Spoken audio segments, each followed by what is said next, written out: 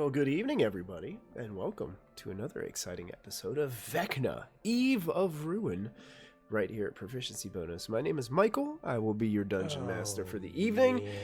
Hey, thank you, Brittany, for the subscription. 53 months. 53 months. That's entirely too long. That's a long time, but always appreciate the support and having you in the game. That's how long you've known me. That's kind of scary. I know. That's wild. Well, thank you Only for four and a joining half us. years, no big deal. 4.5 years. Well,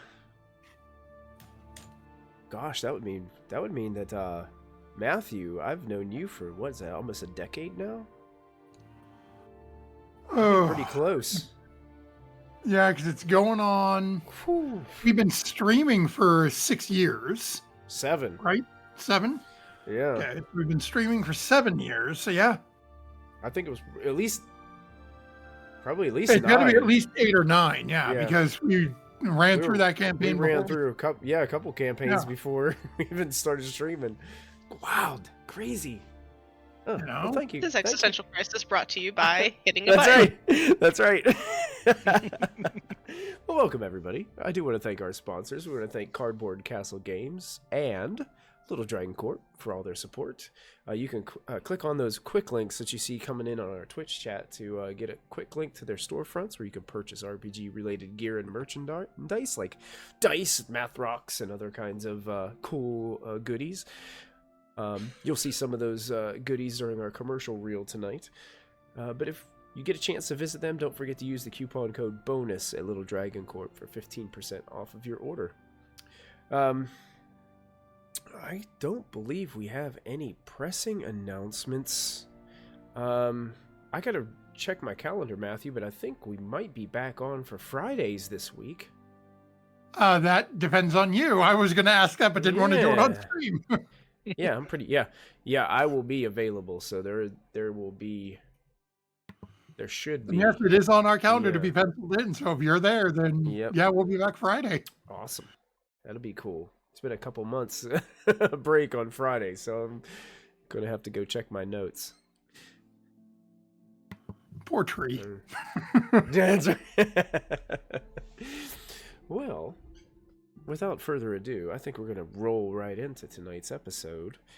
As last we left off, you guys were back in Sigil, in the sanctum of Illustrial Silverhand, along with Mordenkainen and Tasha. You guys retrieve the first piece of the Rod of 7 Parts.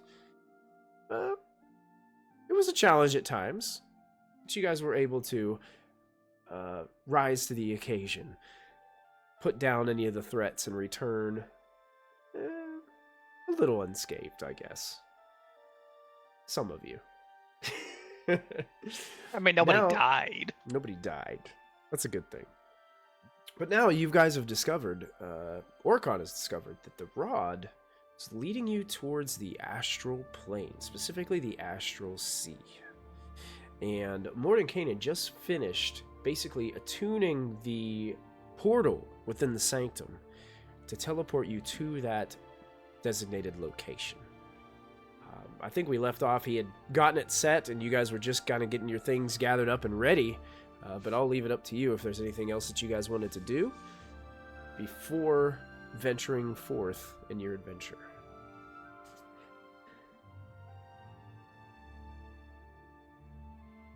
I don't think we had any pressing issues.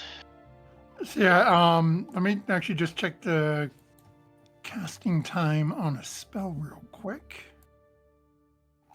God, I hate those. You're like, wow, I found an awesome spell. It takes an hour to cast. God, I can't do that. I can't do Nope, so Even a um, 1 minute what was- cast time what is was 10 that? turns. There So was you're a like, there was a spell that I always got as a cleric, and it would drive me crazy. It was like Prayer of Healing or something like that. It was like a really good spell, but it required like an hour for to Yeah. cast it. It's like every time I'd go to cast it in combat, I'm like, I forgot. I don't know. The party is about to wipe. 1 hour later, oh, they're all dead. Okay, well, I tried. and Michael, you said last time that there were places we could buy things like spell components here. And whatnot, Yes. right? Yes. This place has several places where you guys could kind of venture out. We don't have to necessarily like role play all that, because there's plenty of places to go out and shop here. No, I'm taking the gold out. I figure we wouldn't bother doing that on stream. Yeah. I just need one item. So yeah, before we leave, we're going to take a little bit of time and actually cast a spell, because I can do it without using a spell slot. Now, did you need components before casting that spell? Yeah, specifically a gilded ladle. Okay. Gilded. We could just do like a montage with some music over it.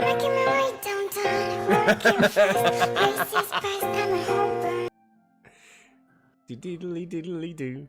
Yeah. Basically, Forgot that part. it takes Sorry. 10 minutes. And we now have 5 greater healing potions. Oh, look at that. You conjure a claw-footed cauldron. Do you cast this in front of Tasha, Yes. the witch herself? Wait, I know that spell. She's That's my watching. cauldron. Where did you learn that? Yeah. Oh, just a strange little floating man taught me. Seems things are getting around. She walks away. What you said? What potions? Potion of greater healing. 5 of them. Yep. Oh boy. Good. How convenient. There's 5 of us. Or that was my thought.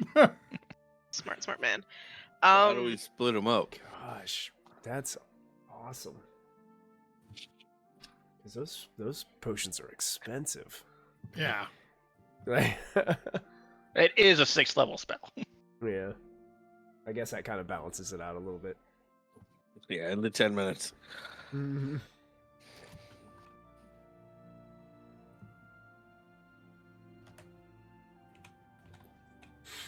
Hazel would have gone. Okay, with if you're using Orca. D&D Beyond, it's under Potion of Healing and then Greater in parentheses. So we each get Yeah. one. You each get one. You're And very we've got good. this as a backup as well. Oh, got a healer's kit? Okay. Yeah. Michael, quick question. In the new DMG, does it list how much I could sell a greater healing a potion for? Just asking for a friend. Don't poke Or the is it a fire. price range? Don't poke the bear. You know what I just realized?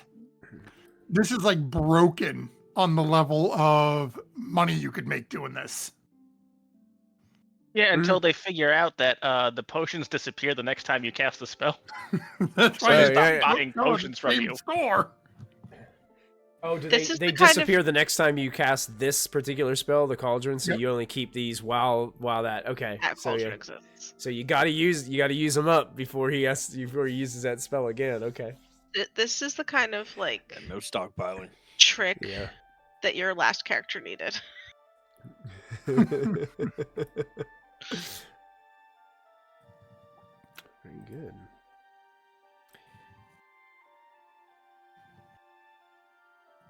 So, does everybody else have everything that they need and has cast every kind of spell that they would like to cast before heading up the dais steps and into the mystical portal? Hazel would have, as everyone starts to like walk up the steps to the portal, she'd go, wait. And when everyone Waiting? looks at her, she'll just goes, stop opening doors. Stop running off. And she looks odd. Remember that somehow we're all friends.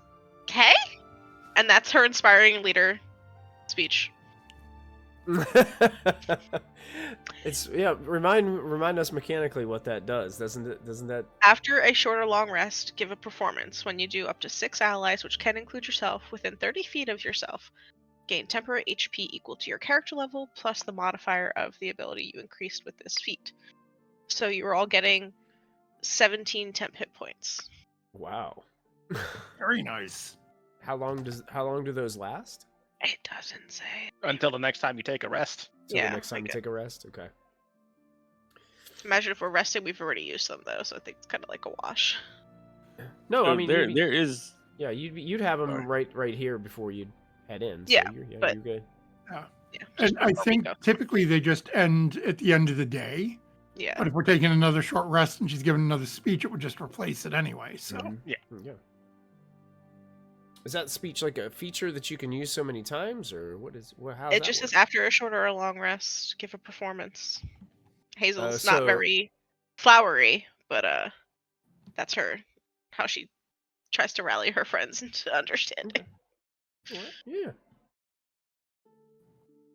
Just remember, we're not just opening the doors just for funsies. We have to look for secrets. You never know where they're that's going to the same be. point. We are about to travel ourselves into a space ocean. So I don't have a problem one with would think there would be less doors. I have a problem with walking out of line of sight of everybody and then opening a door and finding a demon. On It's their only own. happened like 3 times. And In a as Hazel day! calls Orkin out on that, Orkin just walks into the portal. Hazel runs after him, And Hazel disappears into the portal. screaming the whole time, shouting in Sylvan, shouting in every language she knows, running through the portal.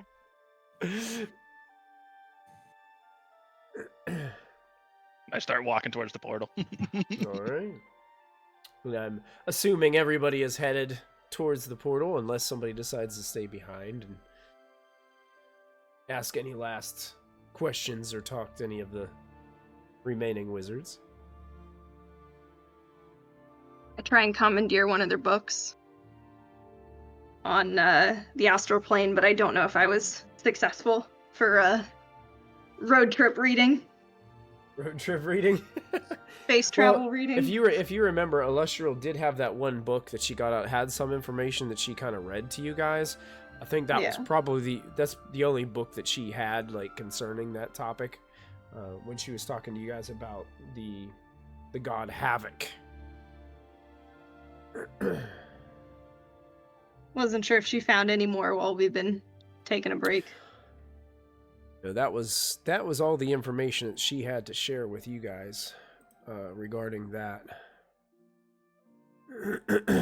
You guys were also given the information about when you go to the Astral Sea, or Astral Plane, you can move with your thoughts.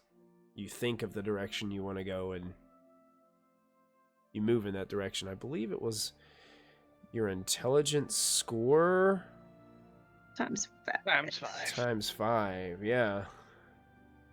Not great for most of us. And I got 50 feet. It's not bad. I think that's Better pretty than me. much the max of any of us. I got 60. No, I think Oh, Odd's hey, wearing a hey, headband of intellect, isn't he? He should be going pretty far. Oh yeah, that was right. Odd Yeah. has the headband. And that does not include the modifier, correct? Does not include the modifier. Then yes, I have 60. All right. So, as you step through the portal, you enter into what seems to be this silver clouded void. Lucent wisps of white and gray fog kind of swirl in the distance among pinpricks of starlight.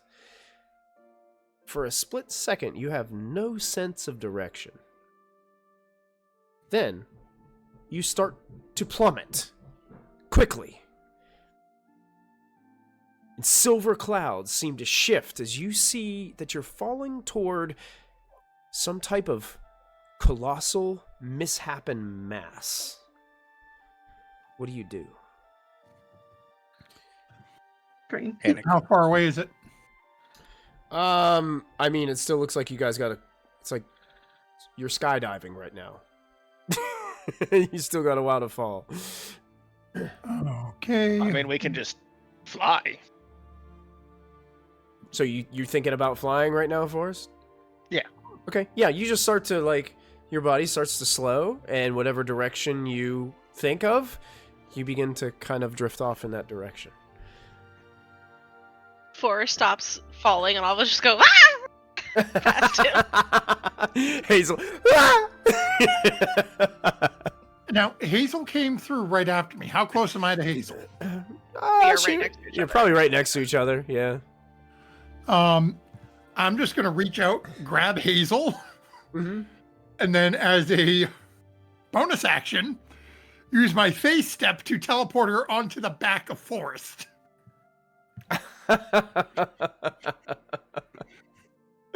You know, we can all fly. That was the whole thing. It's just a furball on Forrest. She's like So- monkey clinging to him. Everybody's clinging to Forrest. And then And then- realizing that I have the ability to make myself fly. And start flying back up to him. And at this time, you hear some screams behind you as you look up, and you can see that popping out of the portal, you also have Selena and Odd plummeting. What is I think Selena and Odd Odd do? at that point would probably think to where their instruction was that we can control our own flying with our mind. Mm-hmm. So he's gonna try to get a hold of that. Oh, But- piece of cake. Yep. As Yeah, soon as you even think about stopping, like, you just slow down. Probably won't go that smoothly, but I'll get it eventually. Actually, with your headband, it probably goes very smoothly. So, Is Selena stopping herself, or do we need to save her? She's gonna just like flail around like, I don't know what to do. I've never been on not solid ground or water. But she's gonna like, I think I know what to do. And just like fake, I guess, dog paddle, frog paddle. Until she like sees what everyone else is doing. Like, oh wait, they said something about this. I can do this. And she just kind of like wobbles. Hazel's Selena's- fully convinced that she can't do this, so she's just clinging to Forrest. No. Aren't you like a foot taller than Forrest? Yeah, that's right. Easily. But yeah, you've all kind of like regathered yourselves after that brief moment of shock. As it seems there must be some kind of gravity field here that's pulling towards this mass below that you guys kind of got caught up in. You can see there's still that little bit of distorted area from that portal above you. It seems to be anchored in that location.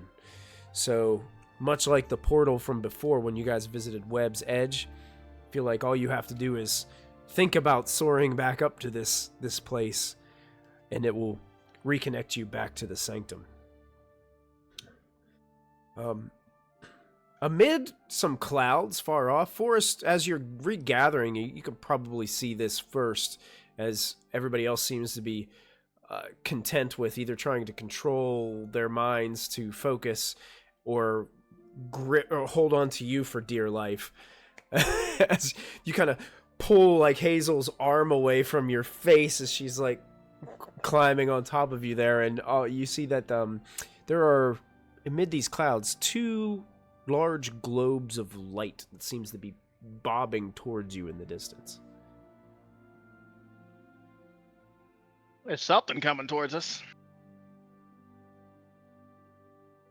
Ruh-roh. Can we see what it is, or is it literally just balls of light? It looks like balls of light, but you can make a perception check if you'd like. Why not? So I'm holding on to the one piece of the rod we have. Yeah, So I have a general idea of the direction of where the next piece Yep. is from. it's definitely pulling you down towards that mass. below you. Okay, is that where the light's coming from, or is the light coming from somewhere else? Light's coming from kind of like the space around Off in a different direction from. Yes. Okay. Yes. Hazel, Well- looks like two bobbing pieces of light. Maybe 2 stars. It's strange though. They seem to be getting closer to you. Forrest, though, you notice that the bobs behind them, there seems to be some kind of dark mass that's like blocking the view of the other stars in the distance. It looks like a creature is attached to these bobs of light. Looks like 2 of them, kind of side by side. And you kind of squint your eyes a bit and you start to get a closer look, and they kind of appear to be like 2 large angler fish type shapes with these little hanging bobs of light in front of them. They look like they're on their way towards you.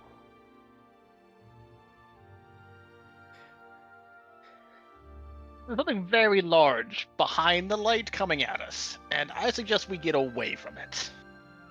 But it's so shiny.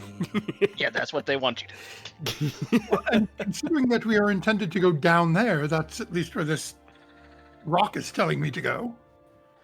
Selena, Well, at least let's it's not towards touch the those light. things. We must go near the light. I'm gonna go I with suggest Forrest we on move this one. quickly. It beckons us. What did Selena say? I'm gonna go with Forrest on this one. I don't want to get run over. How far away are I they? don't think run over is the part we gotta worry They're about. about 120 feet from you. Do they look aggressive? Very much so. I believe we should start going down now. Hazel's just clinging to Forrest. She's not in control of this ship. I start moving towards whatever the mass is below us. Okay, so you guys are just kind of full speed, thinking mind and using your mind to just like do a dive towards this thing. And if these Yeah. things start getting any closer, Mhm. I'm going to start firing off eldritch blasts at them to knock them away from us. Okay. I mean, it appears they're following you, but they're keeping like the same pace. Okay. So if you guys are all kind of like keeping to a group, I mean, who's has the slowest speed Probably me. based 40 on feet. their 40 feet? Okay. I have the same, so it doesn't matter that I'm on your back. Okay. Yeah, so are you guys dashing? Oh, So yeah. okay. Yeah, you're moving, and these things are keeping pace with you, but they're not catching you. Okay. And eventually, as you start to get closer and closer to the mass, you notice that the bobbing lights kind of veer off and start heading back away from the mass. And as you can start to get a better sight of the mass below, you can see that what you thought might have been some kind of planet or asteroid or something below you, it's a colossal creature that appears to be lifeless.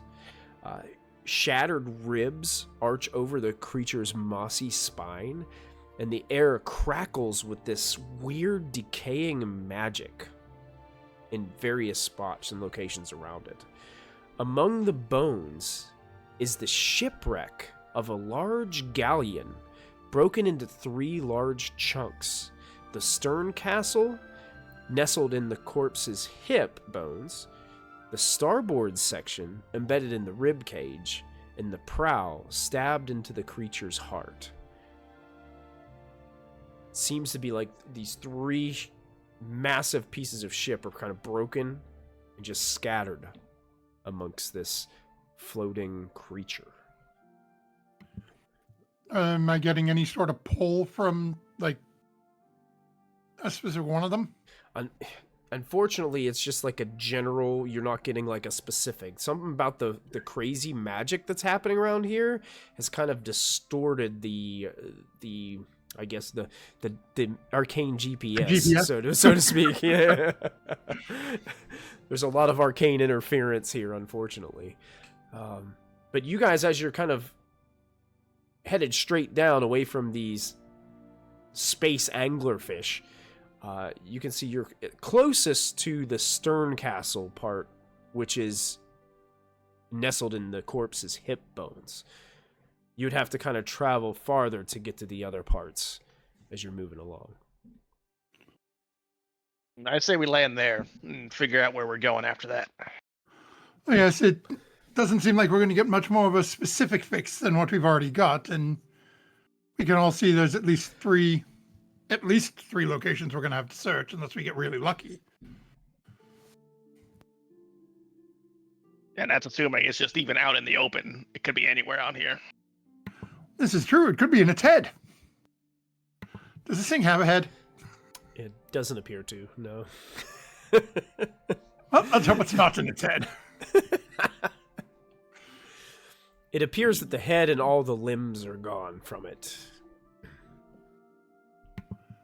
So, now, I can't remember if this is something that we were told. Were we told that it's basically this is like a dead body of a god? Mm-hmm. The god Havoc. Yeah, they said that. And it used to have two heads, both that each had one unblinking eye within them. And it had 8 legs like a spider, but all of the legs and heads have broken off. We're getting closer. You're going to look over at Odd, because he's probably the only one who won't give You crap see, for the Odd thought. is already staring right at you. Do you think if we take a piece of the bone, we might be able to tap into that divine energy somehow? Let me stop you right there. What do you call a god with no legs or arms and no head? Bob.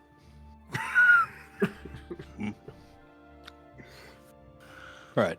I'm assuming Bob won't mind if we just borrow one of his vertebrae then. I mean, I think this vertebra is bigger than you. I don't know how you're going to take it. Very carefully. Lift with your knees. That's the important part. Lift with your knees. I don't know. How's gravity work when lifting huge vertebrae? You just think about it really hard. Right. God for this headband. I mean, I do have telekinesis. I'm just saying. There we go. Something tells me it weighs more than 10 pounds, but Yeah. I imagine it does. It won't give us a specific number, just a range. That's true. That'd I'm save never Sean. gonna give you guys like a very specific answer to any question you ask me anymore. I'm just gonna give you a range of answers, and you guys could decide for yourself. Anywhere between 500 and 5,000. Just Hold on. guess. Me and Celine are paving ourselves. Let's be clear about this. Don't let Listen, us I'm know just these. I'll start talking the trying. hypothetical here. I don't intend to try.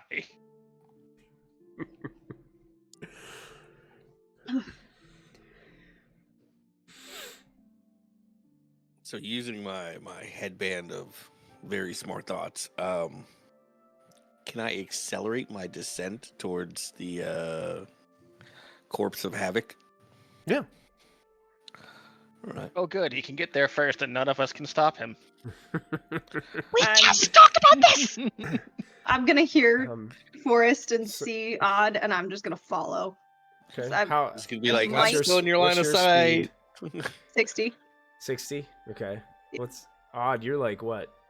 70. What'd you say? It's 80? times 5? Is that what you said? Yes. Yeah. It's only 95. Only 95. So I was like, zooming Literally in more front than of you. twice as fast as I am. It's like Iron Man. So- Still in your line of zooming sight, so we're still good. around. So you're headed down. Are you headed down part of just to the mass? Or are you specifically like going towards that broken part of the ship that's there below you? I want to look at the ship. Okay. As you start to get closer, you can see that there are two humanoid individuals that seem to be on the top of the ship as you start to approach. You're getting closer, and it's starting to get more detailed, but you have to get a little bit closer as if you continue to go when you see them.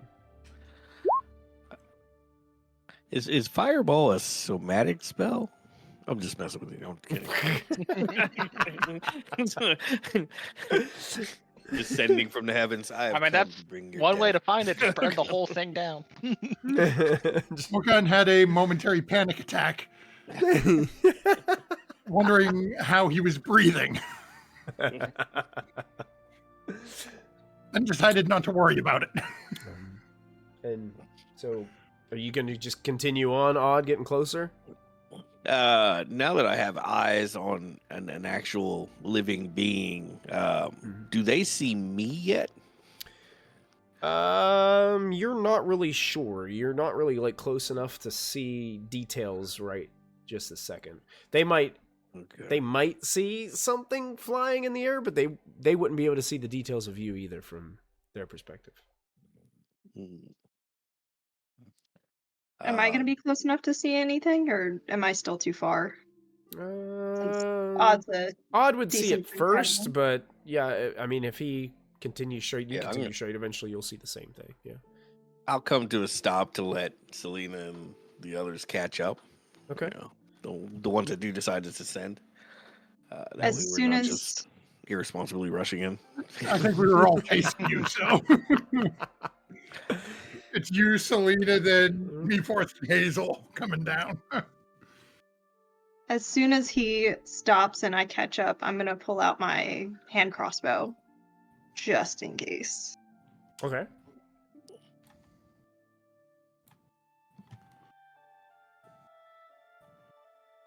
She feels very out of her element, not knowing what she's going to expect. And after going to Web's Edge last time, she's not taking any chances, not waiting to don a Well, weapon. In the Astral Sea, the humanoids are less what you have to worry about in general, so How far Are are they from us really, now? though? depends. I mean, they're still out of like visual detail sight, so we're talking like probably farther than 500 feet away. Okay. Let me know when they get to be 480 feet away. Jesus, what are you, sniper? At the outer range of your Eldritch Blast. That is my Eldritch Blast range, yes. Jeez. I don't It's know what already that at is. 160. Oh well, Yeah, but- Eldritch Blast. And you just had those two people. Oh my God, look, survivors! Something happened. We must help them. We are the bad guys. That's right. Suspicious acquaintances. What I'd like to continue descending now that Selena has caught up, but I would slow my pace down to match hers. That way we're not getting separated. Okay. All right. The rest, So the rest proud of of you you. going as well. Yeah. Okay. As you Rest a little descend, ways behind, but as you descend, Orcon starts firing Eldritch Blasts immediately. No, I'm just teasing. Jesus. But you begin to descend, and you start to make out details, and you can see there are two pretty flamboyantly dressed individuals. One's wearing a very, very nice looking hat. As you guys start to approach, and the closer you get, you can see they're humanoid, and they start to look up towards you, and they notice you coming, and they sort of like, one of them kind of starts waving like this and starts like beckoning you towards the deck of the ship.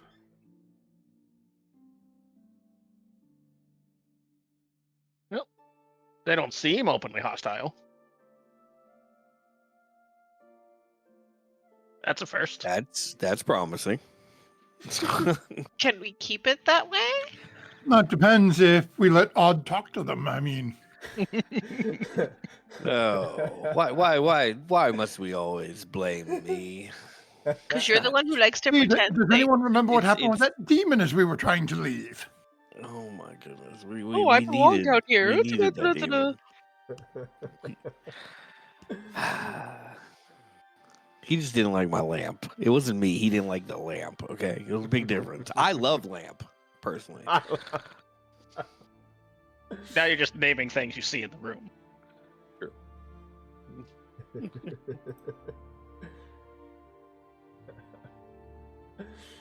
All right. As you guys see these individuals, you can hear.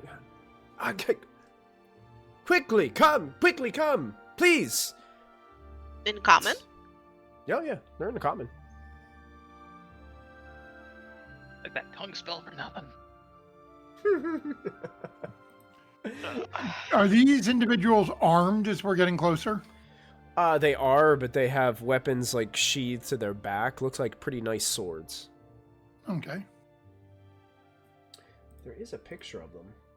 If I can find it, I will share it with you. I thought there's a pretty cool piece of art for these guys. Let me see if I can search it.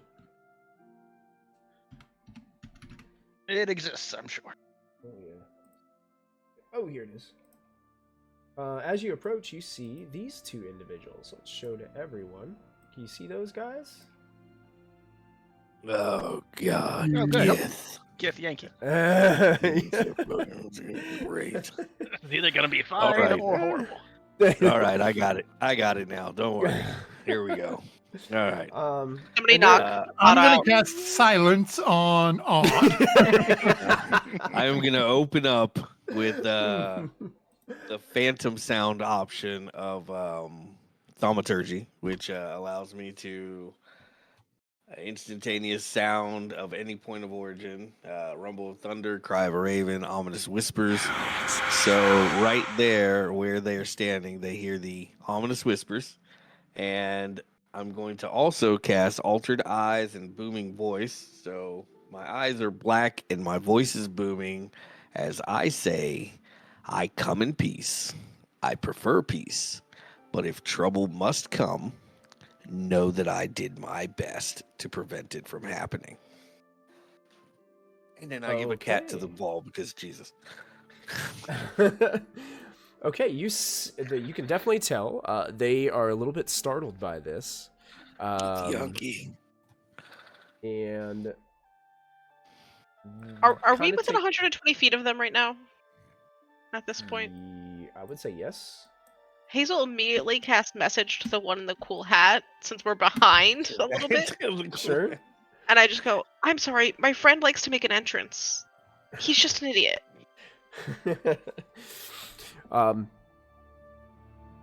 They can't respond to you. Message they can. Yeah. Message, yeah.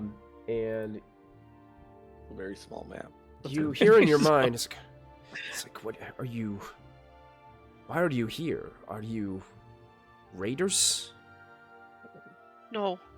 She does it again. No. So Forrest still has Hazel on his back. Yep. And her hands are just moving in front of her, his face / her face, because she's like over his shoulder as she's like doing the thing, and he just hears a one-sided conversation. You know, it's generally helpful to be able to see when I'm flying somewhere. You're fine, and she keeps going. And she just says, "No, not raiders. We're looking for something. We're not trying to raid or cause problems. My friend, again, like I said, idiot, lovable, idiot. Yeah, don't divulge too much information to people we don't know because it's none of their business why You we're can't here. hear me because you're ahead of me, Yunky. and you're the one trying to cause trouble. So shush you." But the female Githyanki kind of steps forward. She's like, what an interesting group. How did you get here? Well, some strange Blue? individual went, hooey dooey dooey dooey. Here we are. We Best explanation. Have you ever seen Mary Poppins? It's very similar. We just Hmm. left the umbrellas back at the. we came through a portal nearby. Oh. doesn't surprise me with all the, I don't know, the crazy magic stuff that happens here. It's pretty wild. Dangerous. Zastra, this other guy, who, you can see this, female kind of looks over and starts saying, oh, you can start to get their names by their conversation with each other. He's like, Zastra, should we tell them about the mishaps that happen here? And the one with the fancy hat, the male, kind of looks to you guys. Oh yes,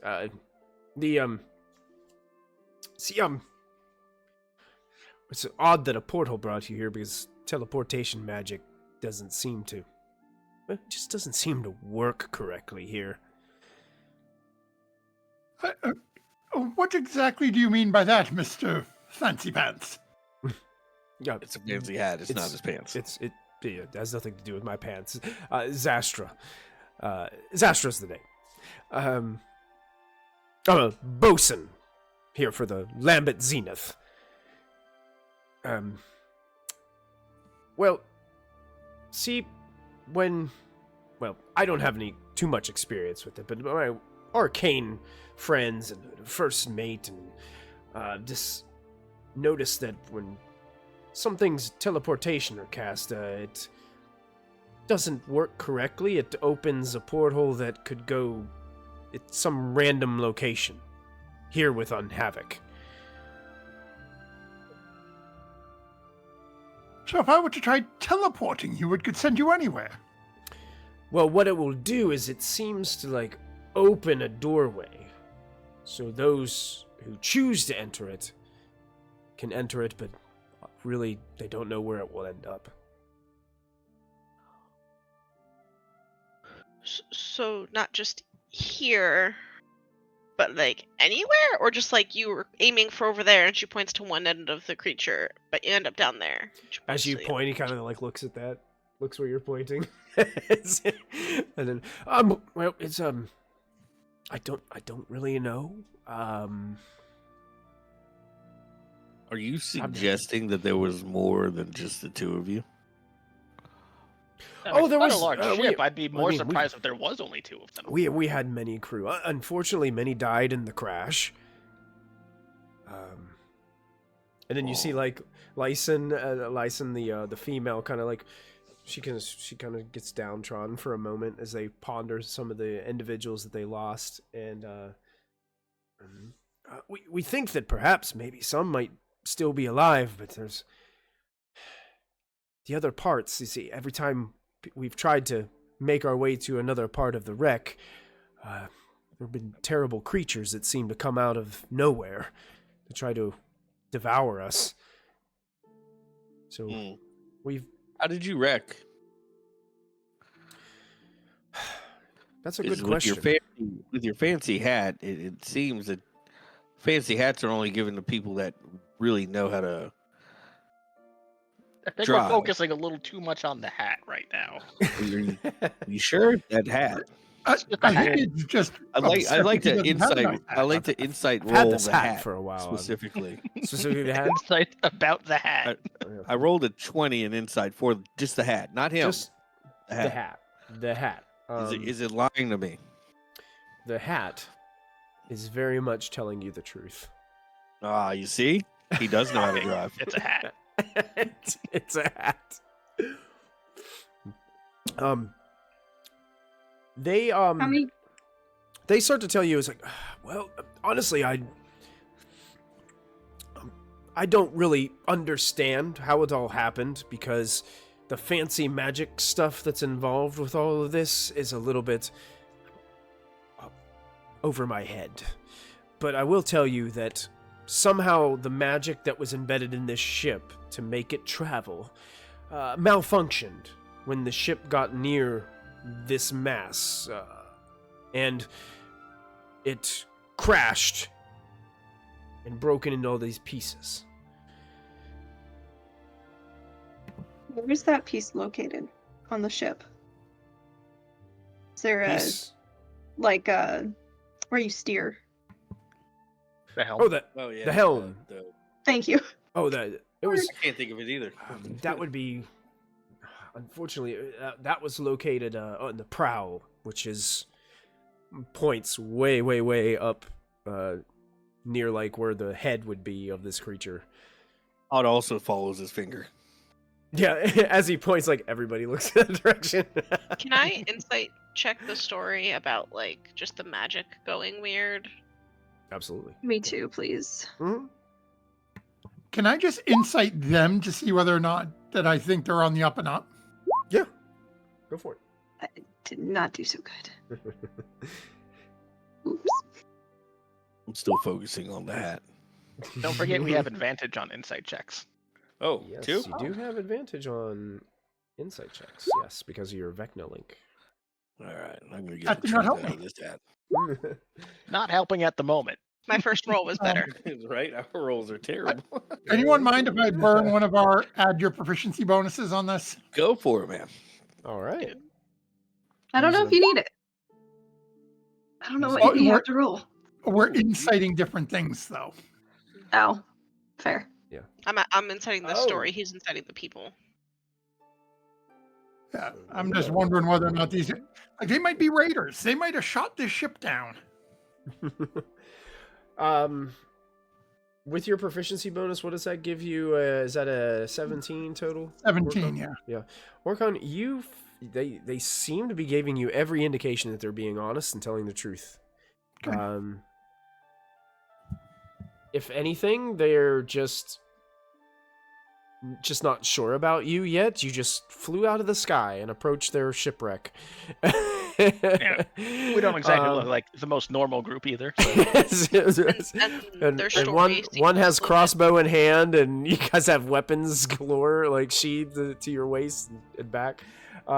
It's not, I don't think, Organ has never seen one of these creatures before. Okay. Absolutely. Oh, he's just a little like, we're sitting here having a strange conversation with extraplanar entities here. Extraplanar entities, I love it. Selena and Hazel, you guys get the idea. They don't really seem like people who know much about magical means. They appear to understand that the ship somehow moved or had some kind of magical capabilities. But other than something happened with that and it broke, you don't think they would know any of the details of this. Like, they don't seem very knowledgeable about that aspect. The hat is a lie.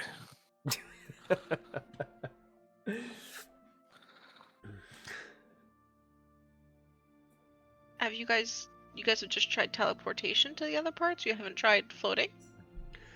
I say that's They said the creatures attacked them. that's Oh, what we right. tried, and fortunately, every time we try to get there, it seems like another terror from the Astral Sea seems to swoop down and try to gobble us up. How have you survived thus far? Sounds like Like- you've been through a lot. Lyson kind of like looks at you. "Oh, you gotta laugh about it sometimes." Not really. Fortunately, it's in the Astral Sea, so you don't got to worry about running out of food, I suppose. Yes. Kaisera, our the second mate. She's usually downstairs in the kitchen. She still cooks. I guess it's Gotta like find one of some the- small joys out here. Yeah, even if you're not hungry, you can still eat a snack every once in a while. Gives you something to do. Takes your mind off things. Aye, that. Unfortunately, right now, our first mate is a little bit indisposed, but we have a new individual who has come aboard and has kind of taken the lead to keep the morale of the crew together. Well, I can- indisposed, how exactly? I can offer some healing magics if it's helpful. I guess it's possible. He's kind of locked himself away, though, and refuses to talk to anyone. His name's Figaro. He was our first mate on the ship, and all of a sudden he just started acting very strange, and then he locked himself in his quarters downstairs and refuses to let anyone in. That may be out of my range of expertise, then. I mean, I could get under the door. Says the most giant creature standing on this ship. But You said you had a new person on here. yeah, Did they Hazel join? points at Orcon because they're on the same wavelength. How did you get a new person out here in the But middle of yes, nowhere? if you have a new individual who just joined and then your ship crashed, perhaps there is a... Oh, he joined Correlation? after the crash. His skiff crashed on another area of Havoc, apparently shattered to bits, and he found his way to our shipwreck, which happens to be a little bit more substantial defense against those creatures here than by yourself out there on that terrible mass of a creature. This individual that just randomly happened to show up is where? Yeah, I think I'd like to. They're down below. I could talk to him. I could go. His name is Ildren. Ildren. Ildren, yes. And Lyson kind of looks at you, the female, like, hey, just don't be intimidated by the way that he looks. What does he look like? Does he look like you? Does he look like me? No, none of you. No. Humanoid? No. Oh, so he's one of you. Excuse me? He's one of you? No. Wait, No what do you- one here. No. What do you mean one of you? Have you ever heard of a GIF? Yes, we give gifts on each other's Oh my god. days of this- birth. I like gift giving. Wait Right. here, Lyson. Occupy them. I'll go below and see if he's busy. And Zastra seems to like tip. He does the tip of the cap with his hat towards Odd as Odd continues to stare at his hat.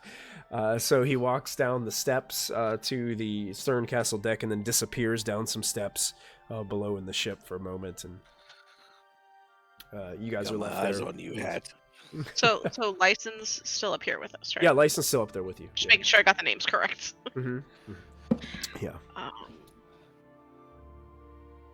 I mean, after we meet Ildren, I can take. If you take me down to your friend's room, I can get small and go under the door and check on them if you want.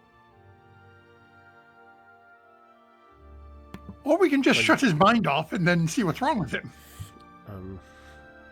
That Let's seems call that intriguing. Plan C.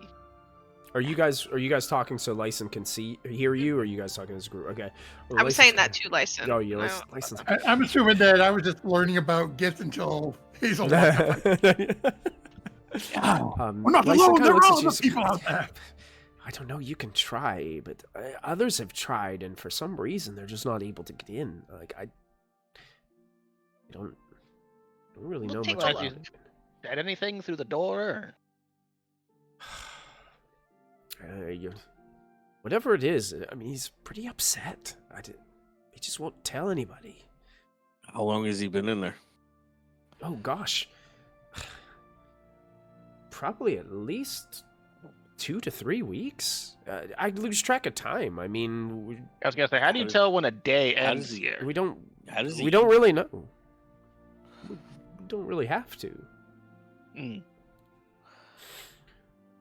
So I don't know. He was always a good leader.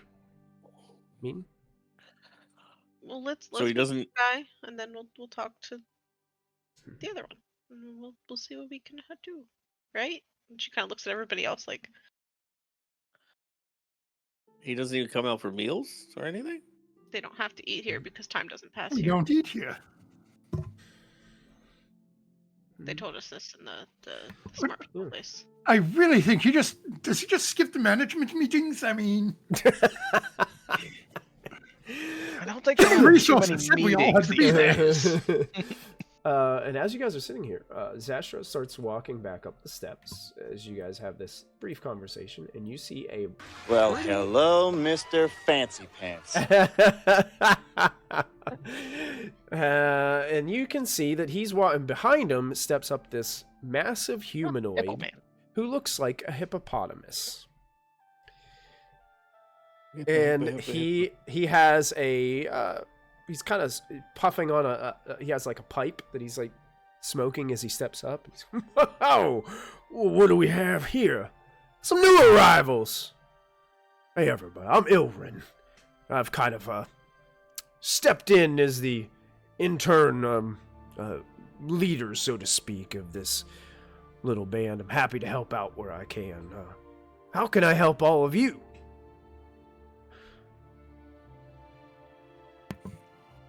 Orkin is now staring at Hazel, wondering why, when she turns into a wolf, she doesn't walk around on 2 feet smoking a pipe.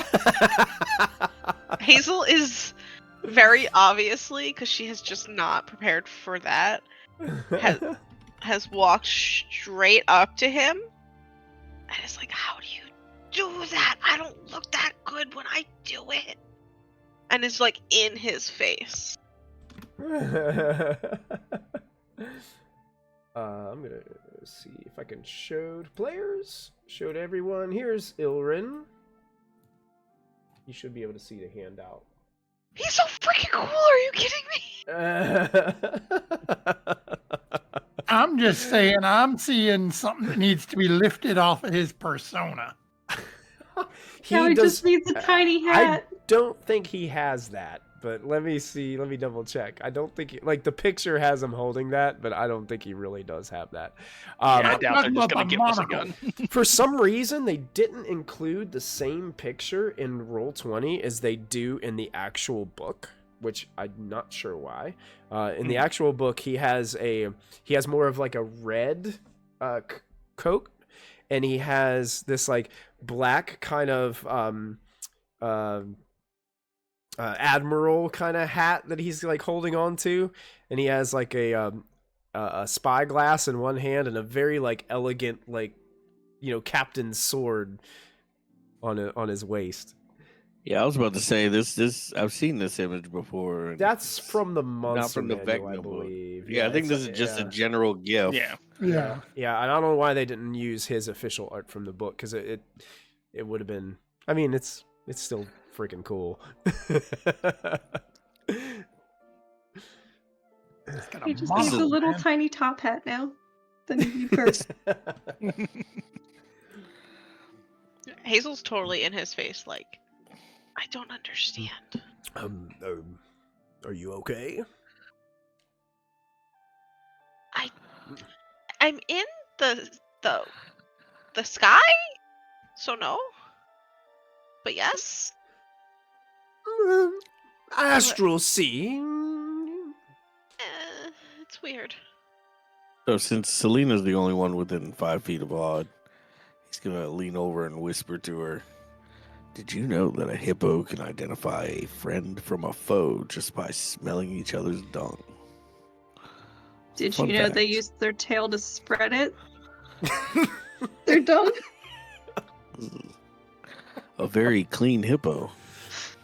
It goes everywhere. It's not clean anymore. So bad. Welcome to Proficiency Bonus here, folks. We are hoping to be sponsored by Nat Geo next week. I mean, why not? One thing you're What about- guaranteed: every time you tune into this show, you will learn something new. You may not want Whether to you like it or learn. not. Whether you like it or not, you're gonna learn something. The hippo poo is real. That may or may not have happened at the DC Zoo right in front of me.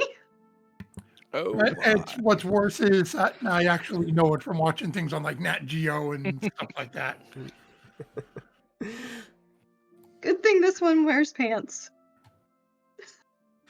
depends. For us, maybe not for him. It depends. We don't have to do his laundry. We're good. Our next sponsors depends.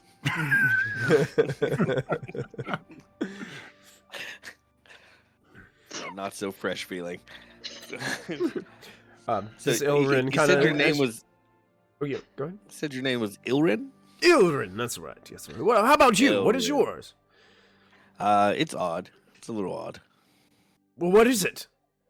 It's odd. It is his name. It's odd. Oh, yeah, I'm sorry, I'm a little embarrassed. Yeah. That doesn't remind me that we haven't actually introduced any of ourselves. We've been talking up a storm here. I'm Forrest. Forrest? The one getting a little close and personal is Hazel. She like pops Seems- up from like checking out his coat, and then there's just in his face like, and then goes back to looking at his coat. Oh, yeah, That's our he friend. kind of adjusts his coat a little bit. Yeah, I picked this up quite a few years ago. I It's feel like so it's well worth the price I paid. She's like tapping the gold buttons, like not doing anything to hurt the coat, just like A curious one you seem to be. He likes shiny things. As many do. We're going to bow down and introduce Ortodon at your service. Or as much service as I can be in this place. and that's Lena, and I just Yeah, our point little halfling behind friend, Selena. Hi, She's there, the- Selena. Jacket on after you change. What was that? Do you put the jacket on after you change? After I change. Yes, my friend Hazel can do it. But I've just never seen her be able to do it walking on two legs and... I mean, I do change my undergarments, if that's what you're asking, before I put the jacket back on.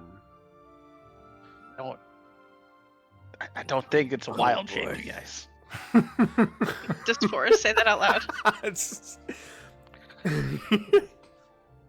Forrest, you kind of like whisper it under. It's trying to like Prevent an international sky incident? Yes. interdimensional, technically. Yeah, that's fine. She finally steps back and looks at him and goes, sorry, I can turn into animals. And not saying you're an animal, just when I do it, I usually only have like one thing on me that stays like on that version. Like as like I never bring my whole outfit over to like when I'm a wolf. And I'd never considered that I could, so now this is really fun for me. Oh. Okay. Odd's mouth is just kind of hanging open, trying to visualize Hazel's clothing on a wolf. Not gonna end well. It's truly not. Well, I'm happy to welcome you aboard the Lambent Zenith. You know, what remains of it. But please, make yourselves at home. If there's anything I can help you with, please don't hesitate to ask. I'm a little confused, Ilrin. You came, according to this one, with the fancy hat, and God, I love that hat. You came from a different skiff, so I'm not getting that vibe when you say that I could make myself at home when it's not your ship. Well, see, the crew has seemed to. I'm a natural charismatic leader. It's just, he kind of gets closer to you a little bit on. He's just the crew has really responded to me in the absence of their true first mate. And he kind of like whispers towards you, and he's like, I think many believe that the captain is dead. I don't think she survived the crash. In the meantime, I've kind of if I kept can their hear that- spirits and kept their morale up high, you know. Can I roll an insight check on That's what I was gonna say about the Yeah. captain being dead. Definitely. Sure.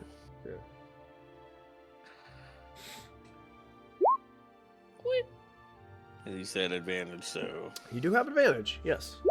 all right. I'm I gonna prefer eat the it. first one.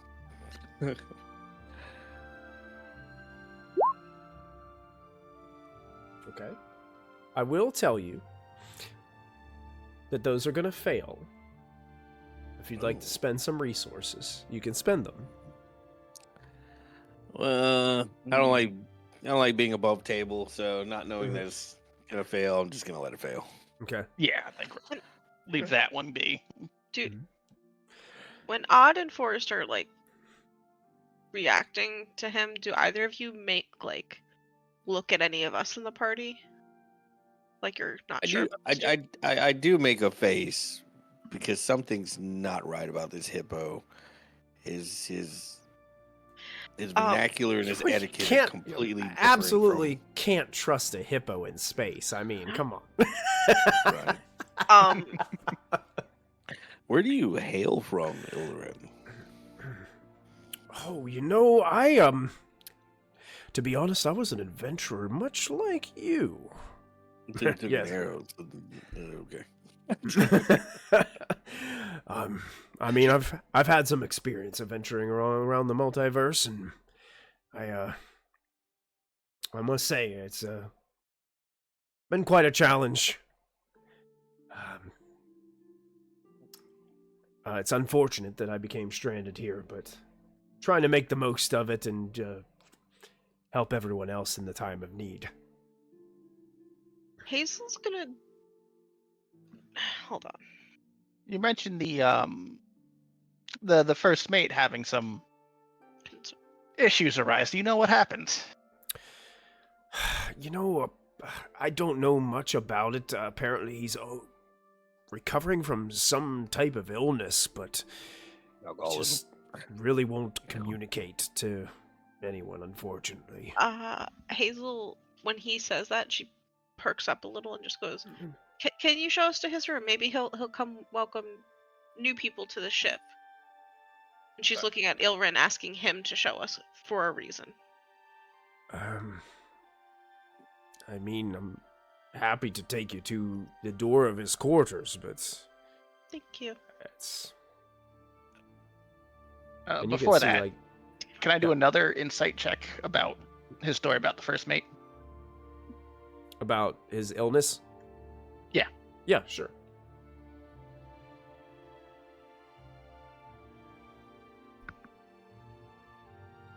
No, not any better. So Yeah, I mean, I'll, he seems to have a demeanor that doesn't appear to be lying or trying to mislead you.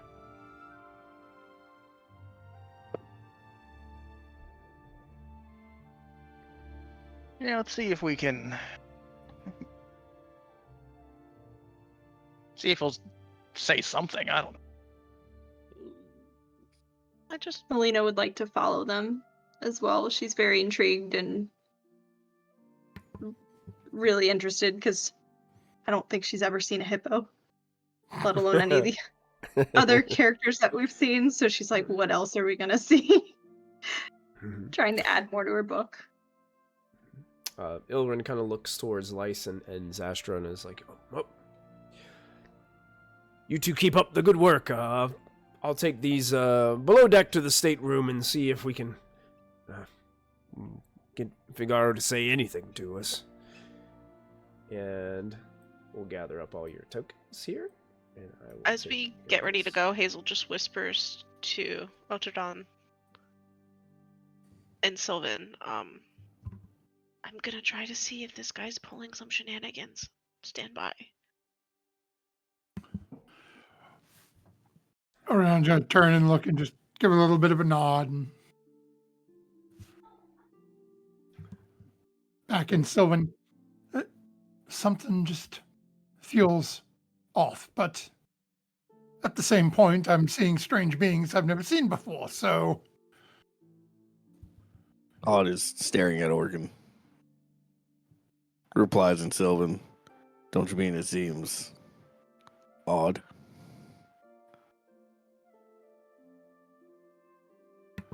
Oh, bloody hell, he can understand us now. Oh, sorry, Thank forgot you. about that. He always could, but now we have it confirmed. Well, you guys Wah, wah, wah. begin to follow Ilrin down the stairs. And he starts to lead you down further into the stern section towards the stateroom. I think we'll go ahead and take an early break tonight here. this is a good place for us to pause the adventure. So we're going to take a break, everybody, and we will be back in about 5 to 7 minutes after a quick stretch. So thank you guys so much for tuning in, and we will see what happens as the party heads further into the wreck of the Lambent Zenith here in the Astral Sea. We'll see you guys in just a minute. Hello, and thank you so much for hanging out with us here at Proficiency Bonus. Please take an opportunity to support our sponsors. First up is Little Dragon Corp. Little Dragon Corp is an online storefront based in the Great White North of Canada. They sell everything your heart could desire, so long as everything your heart desires is largely polyhedral dice sets and other TTRPG sundries. Check them out for all of your dicey needs. Perhaps buy a lovely hardcover copy of one of these fine books.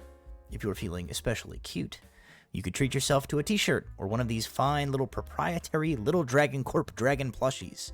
They've got all the classic types of dragon, like Mooney, Terra, Dad, whatever strikes your fancy over on Little Dragon Corp. Be sure to enter our special promo code BONUS at checkout for 15% off of your order. That's BONUS, BONUS, for 15% off your order. That's like if you made 7 individual purchases, you could basically buy anything you want on the store, and it's like it was free with all the money that you saved from earlier. I'm absolutely positive that's how math works, and I will be taking no questions at this time. Thank you, Little Dragon Corp. Cardboard Castle Games is a brick-and-mortar game store local to Evans, Georgia. They have a wide selection of tabletop gaming and other cool games like Magic the Gathering, Pokemon cards, and even Yu-Gi-Oh! You can visit them in-store and let them know that we sent you, or you can go visit their website at cardboardcastlegames.com. Don't forget to find us on social media. We're on Twitter, Facebook, and Discord. Links to our social media pages and outlets are located below this video. Don't forget, you can also support the channel by following, by subscribing, remembering to click the bell notification so you never miss another live stream, using channel emotes, and if you're an Amazon Prime user, you get a free subscription to Twitch every month. While we are away, now is a great time to go subscribe to our YouTube channel. It's absolutely free, and there you will find hours upon hours of content to enjoy. Click the bell icon to activate notifications so you won't miss a single show. Once again, thank you for joining us. We hope you are enjoying the show, and we'll be back in just a moment.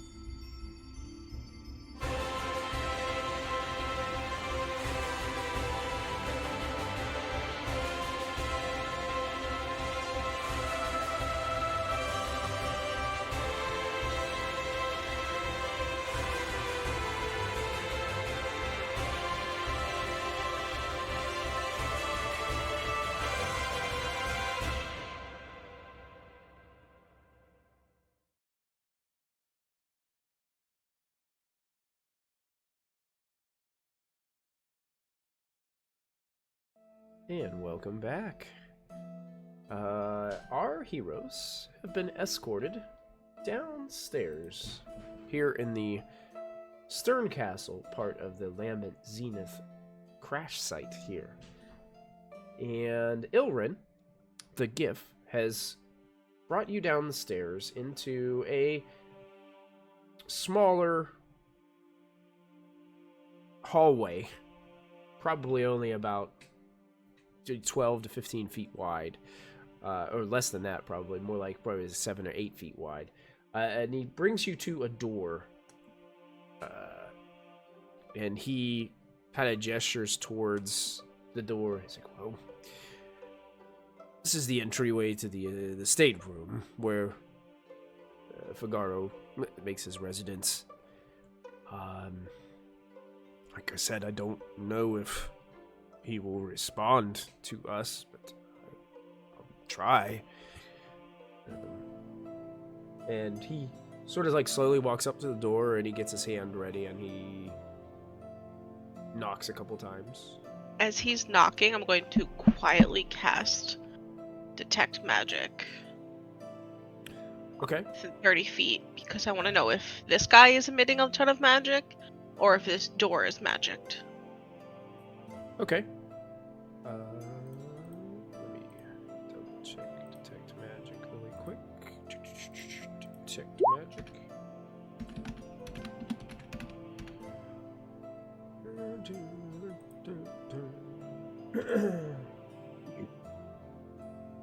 If it helps, Hazel, put it in the Roll20 chat. Yeah, I'm checking it out. Legacy. Is Legacy different? I think that's just how it came over when I was making my, like, the new Hazel. Mm-hmm. And it just showed Legacy for some. I can't get it to go away. Oh, probably because you need to unprepare it and re-prepare the new Probably. version. Well, that's part of the Furbolg magic, so I don't know if I can do that. Yeah, good point. Oh, yeah, you. It's just Probably kind of can't change that one, yeah. yeah. I mean, I could just make a whole new character Well, sheet. no, it's not that. I mean, the ability's there, but you wouldn't be able to change it on D&D Beyond. Yeah. Give me a second. I'm just switching a spell. Because I have the new version available to me. Got it here. Give me a second. Probably link it. Nope. There's the 2024 version.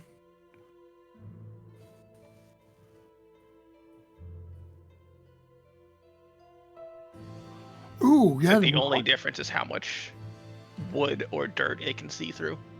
Well, that, and you have to take an action to see a faint aura. They both say that. One just classifies it as a magic action. The other one just says action. Yeah, they you started really like classifying these magic actions in the new player's handbook. It's because you can't take magic actions with action surge or haste or anything. That's why. Yeah, they tried They to separated get rid of them. those buffs that people were finding. Okay, so for the duration, you sense the presence of magical effects within 30 feet of yourself. If you sense such effects. Okay. Yes, so 1 inch of metal, 1 foot of stone, 1 foot of wood. Okay. So, I will tell you this. The first thing that you know is, or the first thing that you can notice is there is a faint aura emulating from Ilrin. An aura of transmutation magic.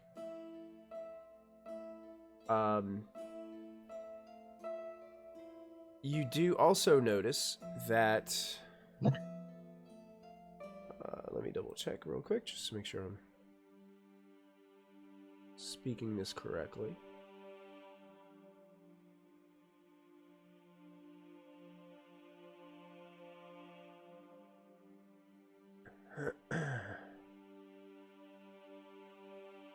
You're getting a...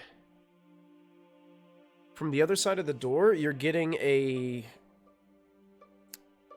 sense of enchantment magic.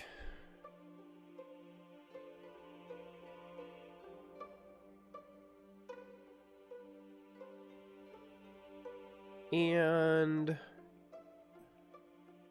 there was one more.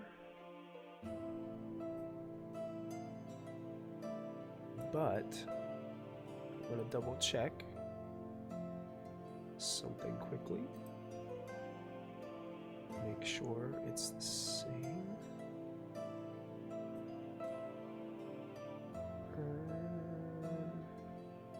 Maybe I can do this. Yeah, there we go.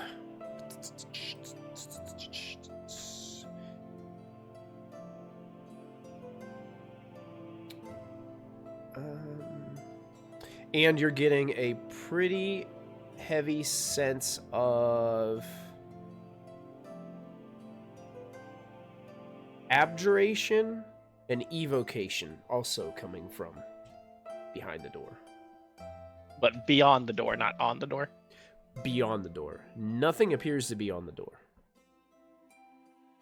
But Ilren approach as you're doing that, Hazel, and he's knocking kind of gently on the door. He waits for a moment, kind of looks at all of you, and looks back towards the door. Doesn't hear anything for a moment. It's like, Figaro, are you okay? How are you feeling in there? Figaro. Is there any Knocks again. movement from behind the door? You don't hear any, but that's when all of a sudden you get a... Coming from the door, now all of a sudden there is magic. Mm-hmm. And it's kind of spreading not from the door, but it also goes into about 10... It's a 10-foot, like, wide, almost like wall of magic aura that seems to appear there. And it just appeared to your sight with your detect magic as he was talking. And then beyond the door you hear, "Go away. I don't want to be disturbed." You said there's like a 10-foot magic aura from the door coming out. What kind of school of magic is that? That is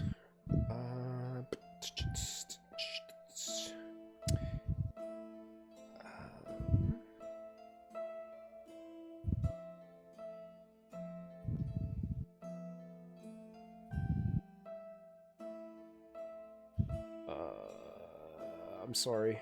Here we go. This is it. Abjuration magic. Or wait, was that right?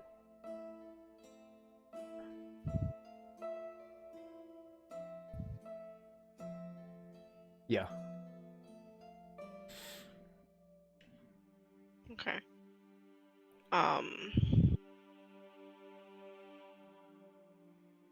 Hazel just waits, but will go to Orcon Okay. and like tap his hand a couple times, like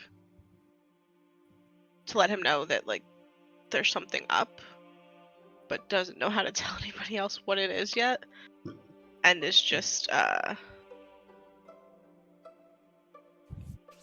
like watching for anything else to happen at this point.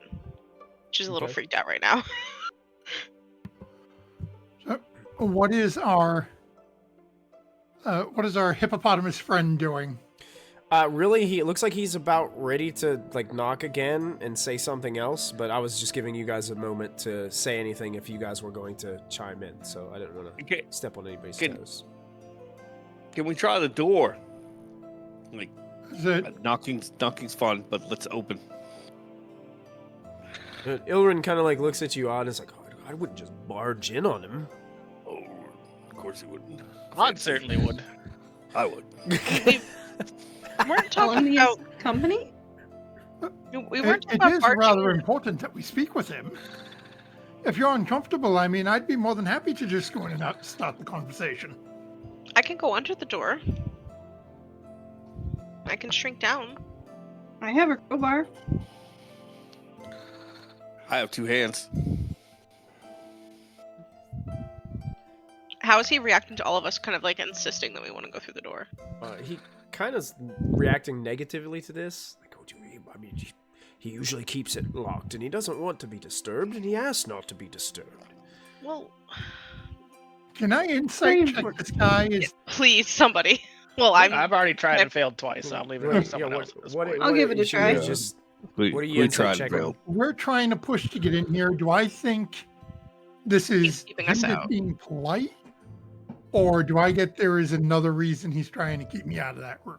I have suspicions What? about all this magic floating around right now, but I need somebody else to back my Is he brain. trying to stall or hide something? No. That's my thought. Oh my Excellent. gosh. I got nothing.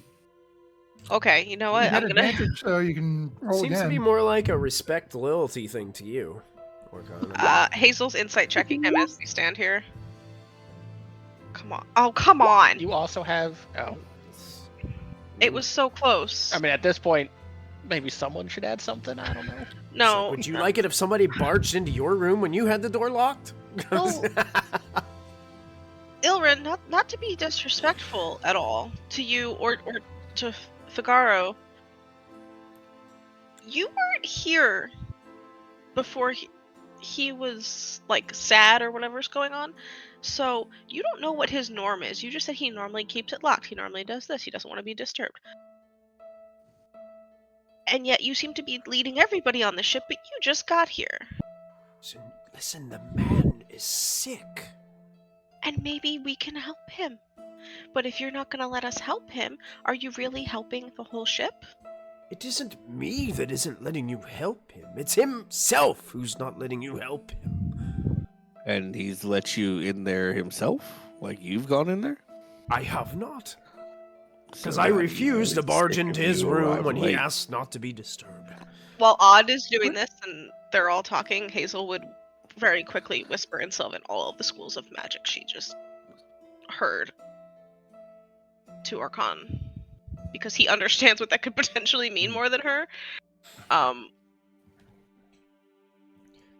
just kind of like makes like a shape in front of her while they're all talking while he's distracted and is like to kind of signify that it feels like there's like a space around the door now.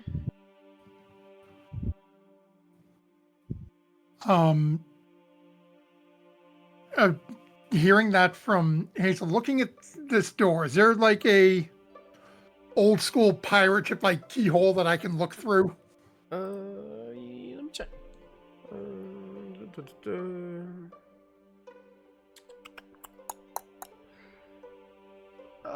It doesn't say, but I would say probably so. Yeah, Okay. it would make sense for it to have that. Organ's just gonna go. Oh, excuse me, at least let me see if I can see him through the keyhole and make sure he's okay. Hilren kind of sighs a little bit. All right, but listen, I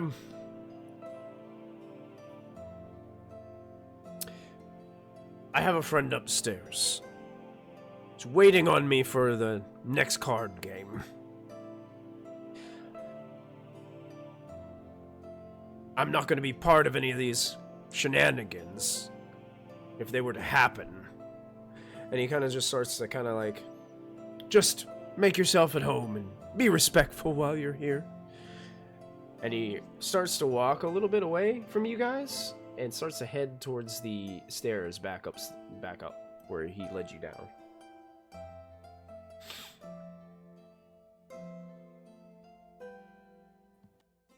So, gonna look at Orkin and saying, Sylvan, you want it open?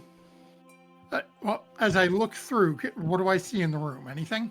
You can see it's kind of dim light inside, but you can see there is kind of like a silhouette of a figure that's sitting on the end of a large, probably like what would be considered like a queen size bed in the center of the room. It's the individual's propped up, like sitting on the bed, but has his knees kind of up on like a large, like elegant wooden chest, like at the base of the bottom of the bed, and is just kind of sitting like this. But you can't really like get a good view because of the lighting and everything. And the keyhole's like this small, so that's all you're only getting that much. Do I see any sort of movement, or is he completely stationary? Just completely stationary, yeah. Well, before we just force this door open, he doesn't know who any of us are. Let's try and talk to him a little bit. That is completely the plan. Hazel quietly says to the group, Ilren's not what he says he is. There's transmutation magic coming off of him, and even I know that means he's not who he says he is. And there is something in here that is not moving. So I am thinking that he may be dead, and it may have just been a magical effect that spoke. Once I'm sure that Ilren's like gone up the stair and like away from us, once I hear his hippo feet going away. Yeah. Before I take a crowbar to the back of the head, can I see the floor? Can you see the floor? Yeah, look In into there? the keyhole. Can I see? You can see the No, floor. I doubt we'll be able to like fly under and get back up, if that's what you're thinking. I'm gonna misty step into the room. Yeah. Hopefully. We As have you- already been told teleporting does not work here. As you do I'm this, aware of this. there is a strange... Down the hall, about 10 feet away from you, you do not misty step. You try to misty step, and all of a sudden this strange, glowing, mystical portal starts to glow within 10 feet of you guys. And it cascades this sparkling light through the hallway. And it just sits there. I guess that's what they meant about teleporting.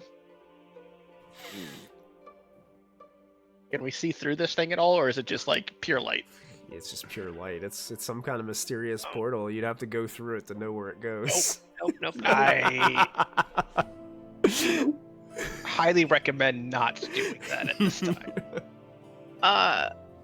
Selena's a little freaked out by the fact that they said somebody might be dead, so she's just standing there with her crowbar, like, ready to tear this door open, because she doesn't want somebody to be, like, half dead, and she can do something about it. You guys do hear a voice coming from behind the door now. And you hear, Zastra, if that's you, go away. I've told you for the last time. Ilrin's here now. Leave me alone. Go away! I can hear you talking. You're loud. Ooh. Was Zatstrip one of the people up on the top of the ship? Yeah, The guy fancy hat. And how long did we talk to them, would you say? A few minutes. Ooh, fancy that. Gonna copy the voice. You also learn the ability to unerringly mimic the speech patterns and accent of a creature you hear speak for at least 1 minute. Ooh. So, I am going to try to persuade my way to get him to open the door.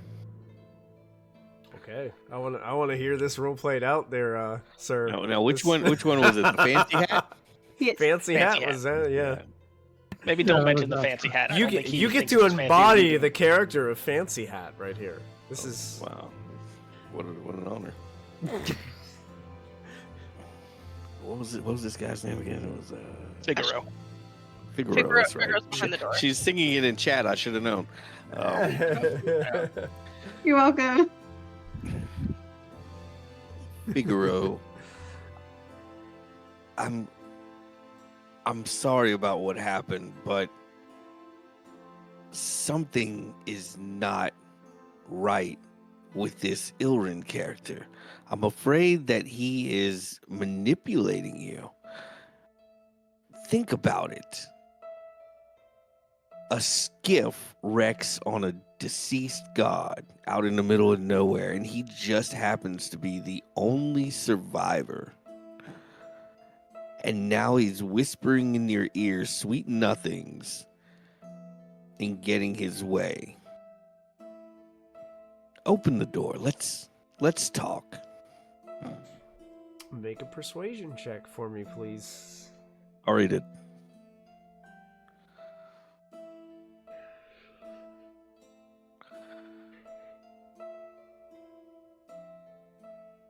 You hear some footsteps start to come towards the door. You also, since detect magic lasts for 10 minutes, I believe. Mhm. So you see the aura go completely missing from the wall in front of you and the door. You hear the voice from the other side say, "I thought you all accepted him. Thought you all respected him and trusted his leadership." Nobody could ever replace you, dear Figaro. You are the embodiment of our voyage. And as I say that, I'll go ahead and change my shape into the fancy hat before he opens the door and realizes I'm full of crap. Well, I think you can look like him, but you don't have his clothes, correct? This is No, I true. think disguise However, self? I do have the spell. I think you'd have to use this spell to make sure you have all his right garments and stuff. Still got that hat, right? Because I think Changeling only does your right. your physical So I'll appearance, do not what disguise self as well. So it's alter self, disguise self to get the full deal, and master of intrigue to continue having his voice. What do the rest of you do as he transforms into Zastra here? I am turning to look where Ilren went, Okay. so that if he comes back, I see him coming. Okay. Sure. And I'm also So you're- I've also said that the magic got weird at the door. Make a perception check for me while you're over there. Selena's gonna put away the crowbar because Cheap one. I don't know what kind of She's just holding that crowbar ready to tear something up. Violence. I don't know not always what- the answer. kind of creature that Orkan saw, so I'm like, I don't want to start any fights because we just had somebody super, super tall compared to me. He's not taller than me. Hazel, Fine. you're not sure where it's coming from. Your guess is it's coming from below somewhere, but you hear a sound that sounds like this.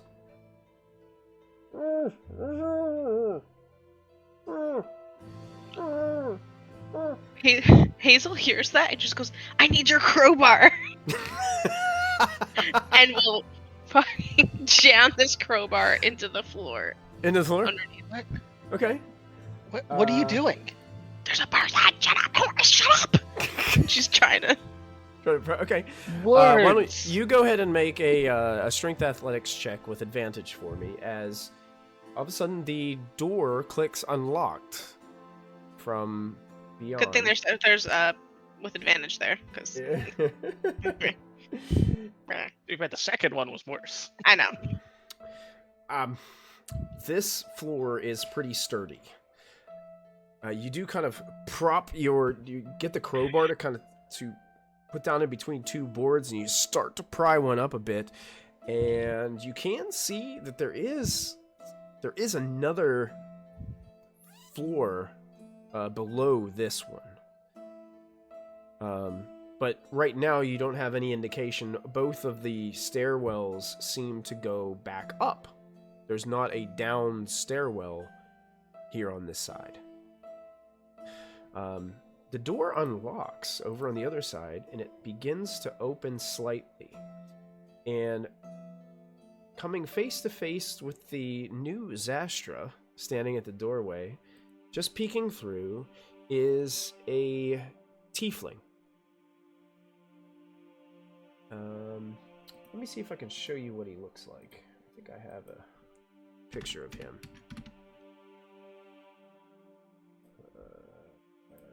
Yeah, here he is. Show to players. Show to everyone. Here's Figaro. That's what he Does looks look a like. bit paranoid. Yeah, yep.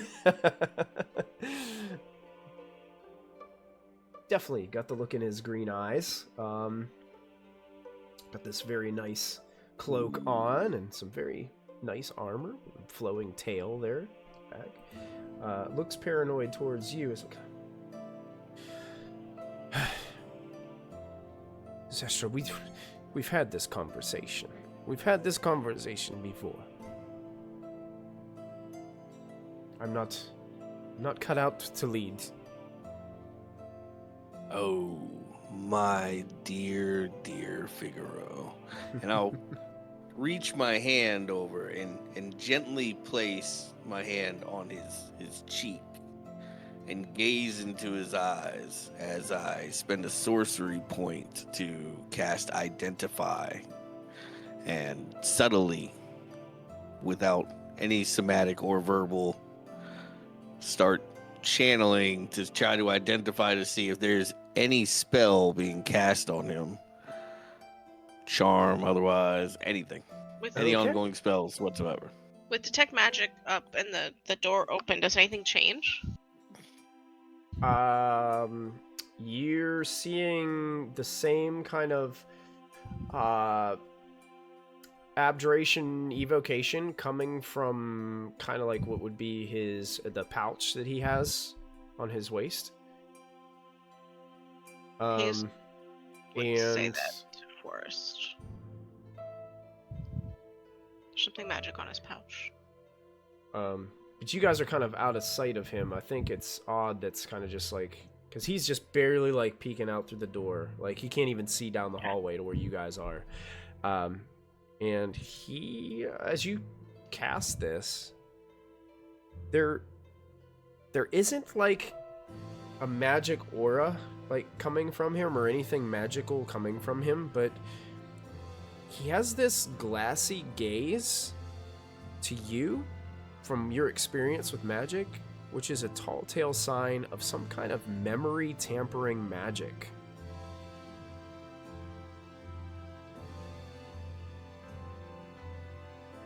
Wait, so is there a spell currently affecting him? No. Okay. Mechanically, no. Okay.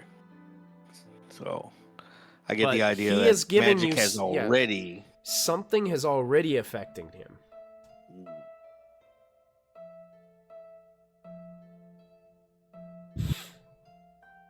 No, That's why he that's wins the character. poker all the time. Yeah, currently Hazel, you're back there like ripping up floorboards. Making a lot of noise too. Like you hear like the just creaking and breaking of wood back there behind you guys is. I'll probably go help her with the floorboards since she seems so insistent on getting them up. Okay. She's just, as Forrest comes over, she just says, I hear somebody down here. And I'm not that crazy. It is making a lot of noise, hitting the floor with a crowbar and prying up on pieces. I'm not trying of to wood. like slam it. I'm literally trying to like wedge it and then. I mean, the boards are close together. You almost have to kind of like slam it down in to get any like bite on these things. Yeah, I'll take the crowbar from her and give it a try. Okay. You can go ahead and make an athletics check with advantage as well. I rolled the exact same thing. I'm gonna go as well. You get another. Or you're gonna try to get the floorboards up too? Yeah. Wait, don't you get advantage? Oh, you rolled with advantage, didn't you? Yeah. What are you doing, Odd, as this is taking place? How about and after that, Orcon, what are you doing as it seems like the rest of your party is ripping a hole in the floor, and you're staring at this glimmering portal at the end of the hall that you've somehow birthed into existence using your arcane abilities that didn't quite go exactly as you planned. I was sort of hoping a portal that would almost like a dimension door. Here's where I am. Here's where the portal is inside the room, and we just walk in. But seeing that everyone else is distracted, gonna do something else that most of the party hasn't seen yet, and get right up next to the portal. Okay.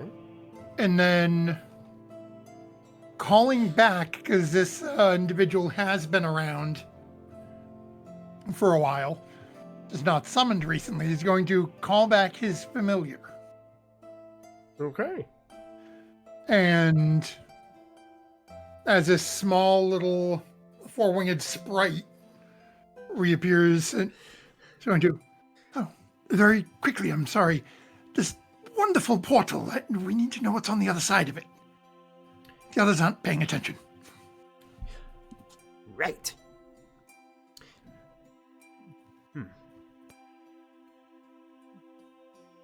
What was your sprite? Did you have a name for your sprite? Oh, I couldn't remember if you did or not, so. No, I did not, so dealer's choice. Dealer's choice. Irreplaceable. Okay. Irreplaceable. Here we go. Dealer's choice. Let's call. Oh, that's weird. Okay. Oh my gosh. Weird. How about Weird and odd. Let me see. Here we go.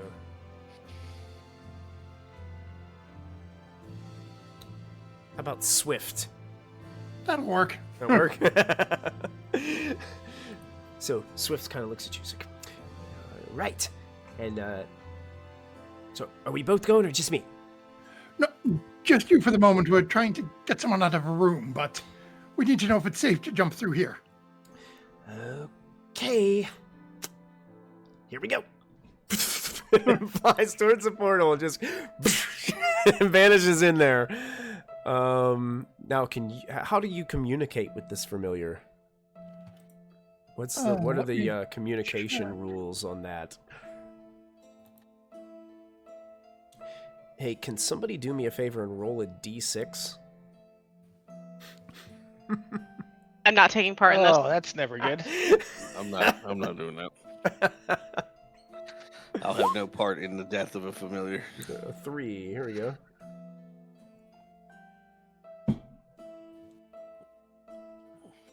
Okay. Let me look at the spell.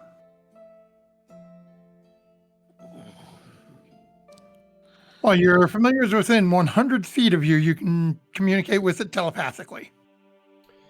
100 feet. Okay.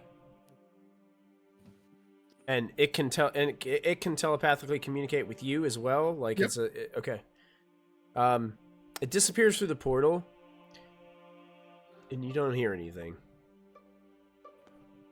Okay. Give it a few moments and hopefully, flies through, and in a few minutes we'll pop back through, come back the other way, assuming that you can. That's a lot of assumption. Which is why I sent the familiar, because if it doesn't fly back, I can resummon it. Double check something right here about these.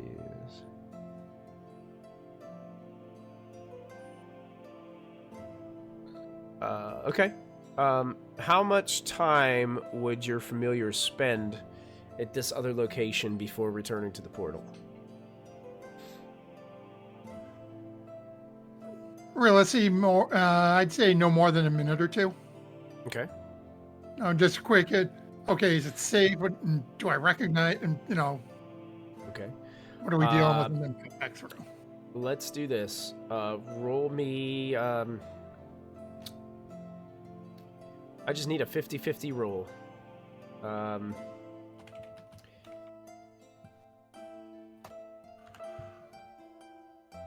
D2 coming up. Okay. One.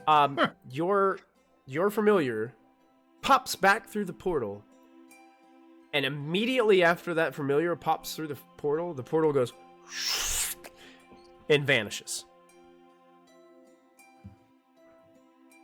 You believe if he would have dilly-dallied any longer, the portal would have closed. Oh, that was unexpected to put it. Are you okay? Wow, that was close. That was unexpected. Yeah. I appear to have been on another part of the ship. Oh, okay, that's beneficial. There was another ship crashed into that part of the ship. It's crazy. It's a big tree on it, too. A tree on a ship. Yeah.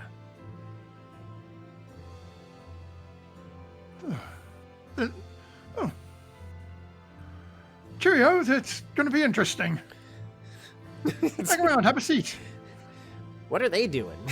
Points down the hall and everybody ripping floorboards up. Let's go find out. Walking down the hall. Leaving Odd to his devices. How's Odd doing with? I mean, he got the door open. What's Odd doing now? Does Odd say anything about the woogity woogity on him? Woogity woogity. That's how magic works. So, Odd has no idea what's going on behind him with all the. It's a lot of racket. Like people tearing up floorboards, talking to imaginary creatures, everything. So he's just gonna trying to persuade Figaro to opening the door by making general statements regarding trying to piece together what happened and through assumption continue the conversation with Figaro. Because obviously, if Figaro was the first mate, something happened to the captain, and Figaro was then next in line to become the leader, and obviously something went wrong. So, continuing the conversation, I'm going to be like, Figaro, what happened was not your fault. I know you didn't ask for this, but we need you. We need you to step up to the leader, to be the leader that I know that you can be for us. What do you want, deception or persuasion? You don't even have to make a roll.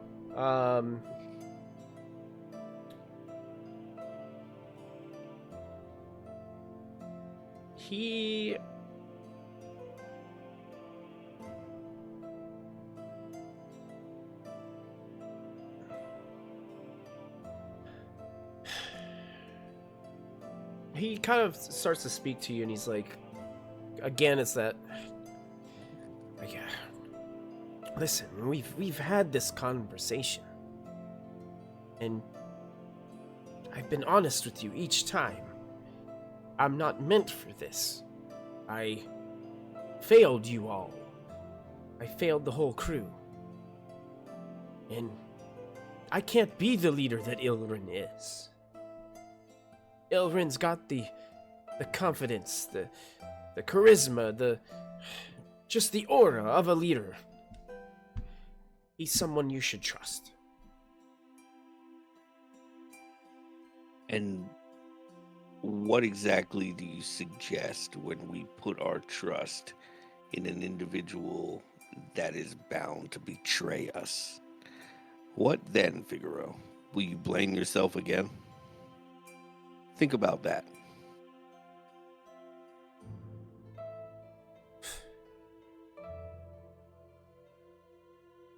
The whole There's crew something not the whole right crew with trusts him. Why would he ever betray you? It's too coincidental. It's just too convenient. He just shows up out of nowhere, gallanting around charismatically. I mean, Figaro, you're a tiefling. You know how deceptive people can be.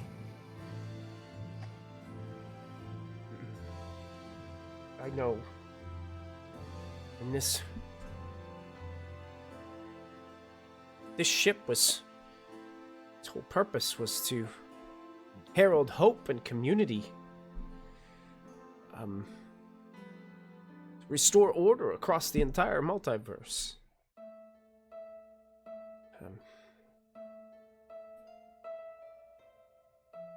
Hope. Yes. That's the purpose. That's why our captain was so adamant that we make sure that we can help as much of the multiverse as we can. I wish there was some sense that she was around, she was alive. If we were to be the embodiment of hope, do you honestly feel like you're carrying on that torch by locking yourself in a room and running away from your responsibility? Come out, Figaro. He doesn't come out, but he lets the door completely open and kind of walks back towards the bed area. And all right, everybody, get him. No, just kidding. Everybody jumps in and tackles him. Gotcha. You guys ripping up the floor start to hear footsteps above.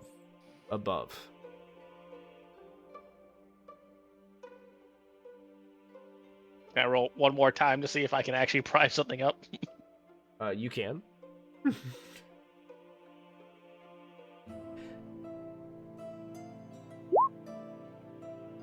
You successfully get another board up, but it's only you've only gotten 3 boards up this entire time you guys have been working on this.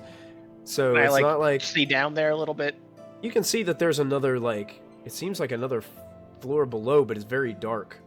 Do I still hear I the muffled can perfectly sound? see. Oh yeah. I mean, you're looking down. I mean, it just looks like a chamber of some sort below you. I don't see anybody or anything though. You don't see anybody. Don't hear nothing. You guys still hear a faint noise. It's Is it louder now that we've opened the floor? just a smidge. I don't think they're directly under here. Detect magic is still up. Do I sense anything underneath us? Now that we have an opening through the wood floor? I'll hang my head in there. Not with this. Okay. Not with detect magic.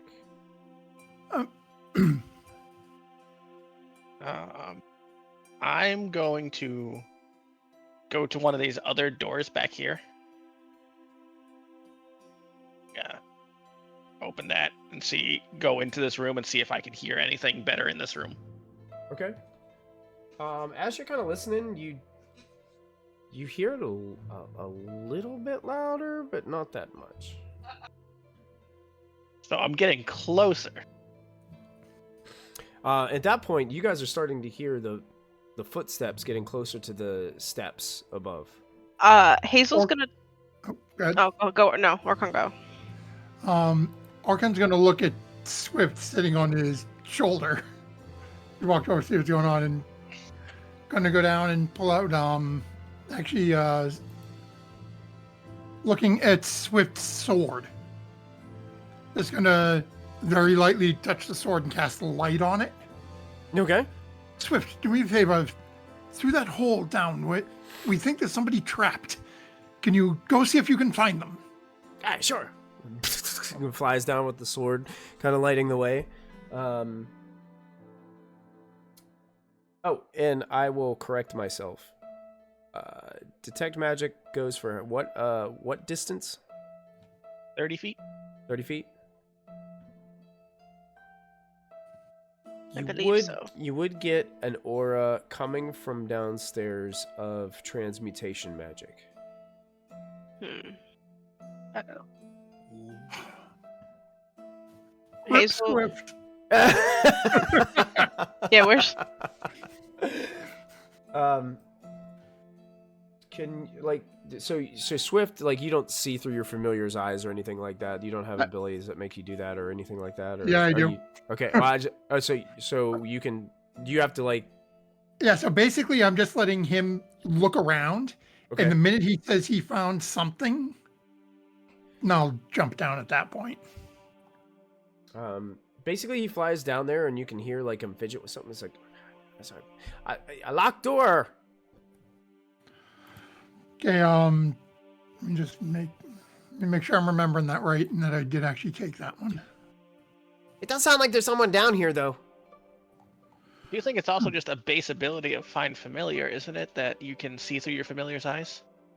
It might be. It's been a minute. See, that's why I wasn't sure if you had to, like, use, like, an action to, like, say, hey, I'm doing this. Oh, as a bonus action, yeah. So he says he's got the a locked door. Oh, yeah. Hold on. Coming in, and we'll send my senses over to look. Okay. No bars, nothing on the locked door. It's just like big solid and. Yeah, let me double check just to be sure, but I think so. Okay, yeah, there are. It's like a barred window in the door that you can see. I don't. They're probably not big enough that Swift could fly through them. But when Swift looks in there, what do we see? Are you able to see that token? Oh, and yep. see through it? So that's kind of what you see. It's like a very small chamber, just wooden walls with a wooden door that has these like kind of bars and this tiny window. But I'm gonna look over at Hazel and sort of. Well, I don't know where Hazel is because I'm looking through Swift. I just come back out of Swift. Look over at Hazel. You dug into a prison cell. There's nobody in there, but From up above in the steps, you hear, "What's causing all that racket down there?" Whose voice is it? It's I would Ilrin. assume Ilrin. Hazel's going to meet him at the stairs and like kind of like run straight into him. Okay. Like purposely like, oh, sorry. You almost made me drop my pipe. I'm sorry. Did you? I'll get you some good pipe tobacco. I promise. I told you, no nonsense. What is going on? There's now no noise down there because everyone has stopped. I think because Hazel's the one like tearing up the floor and everything. well, can we all hear that? I mean, he's not Yeah, do trying they to all? be quiet.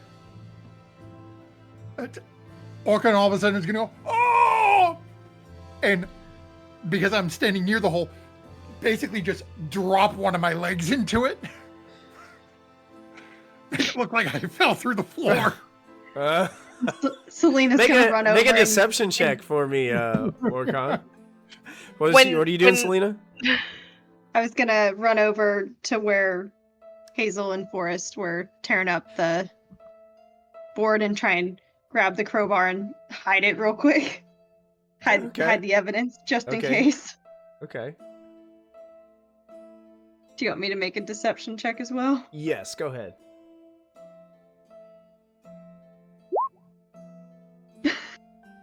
That's good. That's helpful. Thank you. And I'm going to telepathically real quick to Swift say, do me a favor, don't be too rough. Cut up my leg like it fell through the wood. What? Just do it, please. It's important. All right. This ain't gonna tickle. And you start getting pinches and slices on your leg. Starts hacking.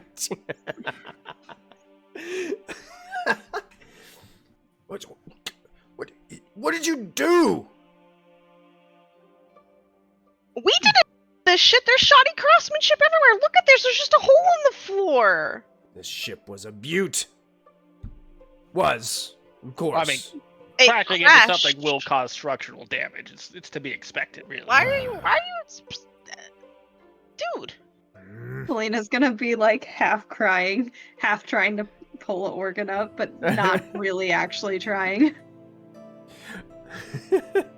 Does Ilrin react when he sees the doors open and a fake sash down here? He can't see that currently. Aha. Okay, good. Good. He's only looking down the stairs, and he can only see what's right there, which is Orcon in the floor, with Selena kind of like trying to pull him up. with just past you, who came kind of up the stairs and bumped into him. While that's happening, he's kind of Figaro's opened the door and is sitting down on the side of the bed, just looking depressed.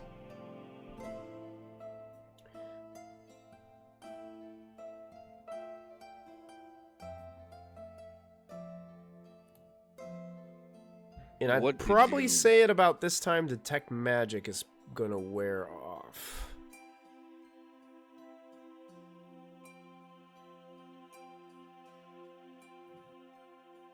What did you admire about our captain the most?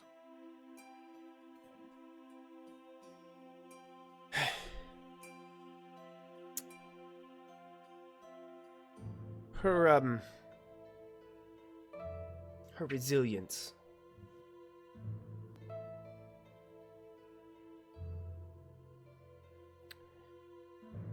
No situation was too big for her.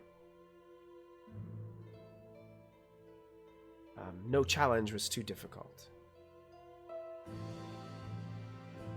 She was a tough one.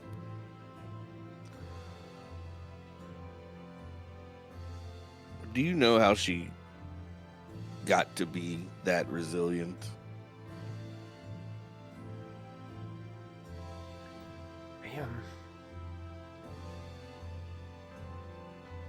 Would you like me to tell you how? Please. When things got difficult, she didn't hide in her room.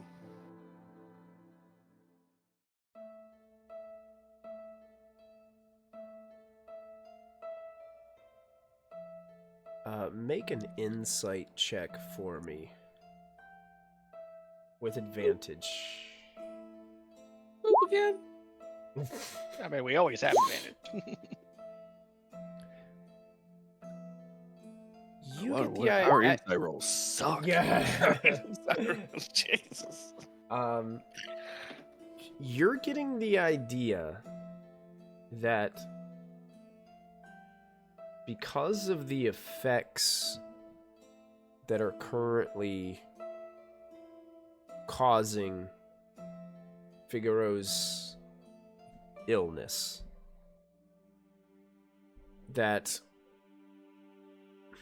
your communication with him is going to be very...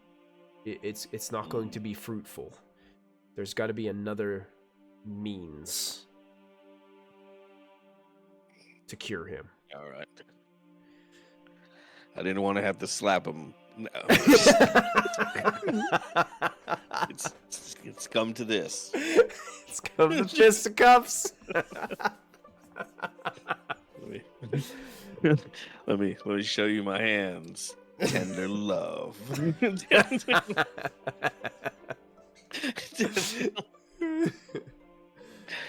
Oh Jesus.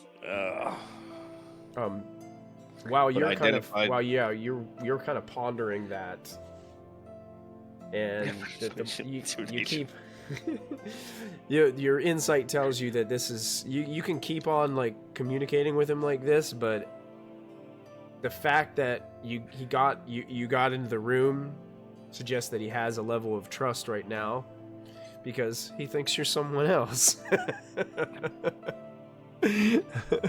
Somebody that you used to know. That's right. That's right. But Identify came up with nothing. And I'm not Hazel, so I don't know the aura that was affecting him. She did whisper it in Sylvan at one I said point. it in Sylvan to Orcon, so you might have. But you were whispering that. So. When has that ever stopped you?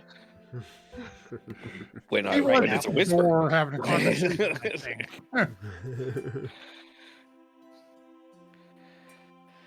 Oh. I really don't think Lester Restoration is going to help in this situation. I have a bigger solve. Well, the door's open.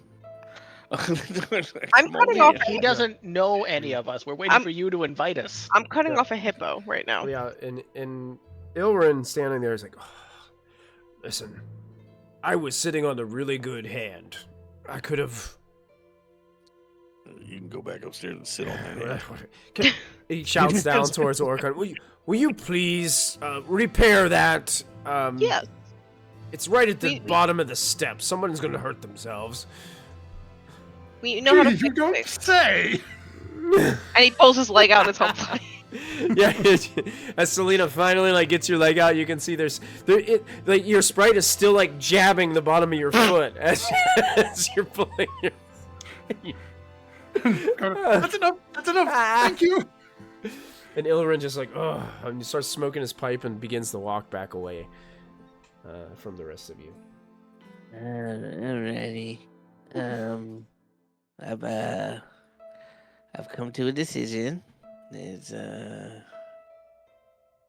not exactly the best decision, but here we go. I'm gonna fight fire with fire. So if a spell is what's affecting him, I'm gonna cast a spell on him to overpower that spell. In theory. Mm-hmm. All right. Okay. Wisdom save 16. Wisdom save 16. Please fail. Wait. Bonus action. Unsettling words. Wisdom save 16. Well, he failed anyway. Okay, good. Never mind. I take back my bardic inspiration. Nah, it's already spent. Well, he rolled before you even said bonus action anyway, so it wouldn't even happen. What a kind and forgiving DM. All right. Hear me out. Concentration up to 8 hours. You suggest a course of activity described in no more than 25 words to one creature you can see which within range that can hear and understand you. All right. Here's my suggestion.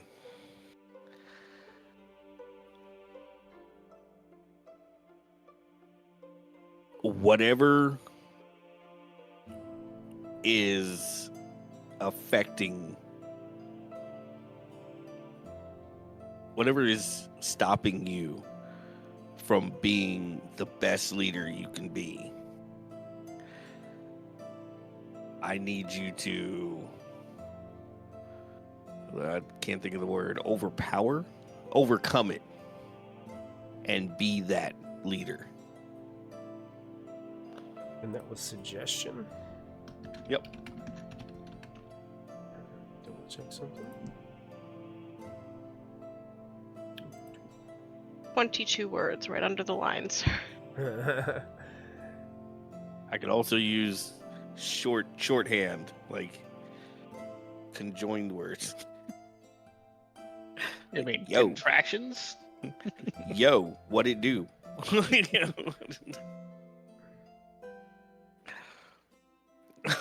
You counting? You fixed brain now. Brain go, bleh. Hey, you could always ask for help from anyone else in this group, you know? Let's see if this works. Let's see if it Yeah, works. I gotta double check two things really quick. I have concerns and also somewhat strange hope.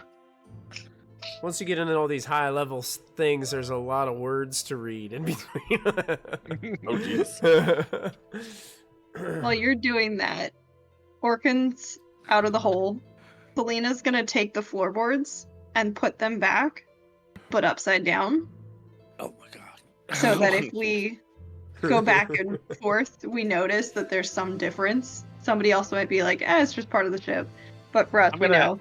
I'm gonna go Don't try hold the this. other room while all this is going on. See if I can No. hear anything in there. Okay. I mean, it seems to get a little bit farther away. But in that room, that's room. That's 9.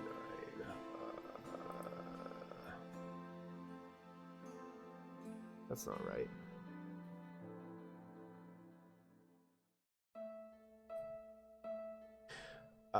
So this looks like there's like unused rigging and dusty old sails here, and it appears to be some kind of small storage closet.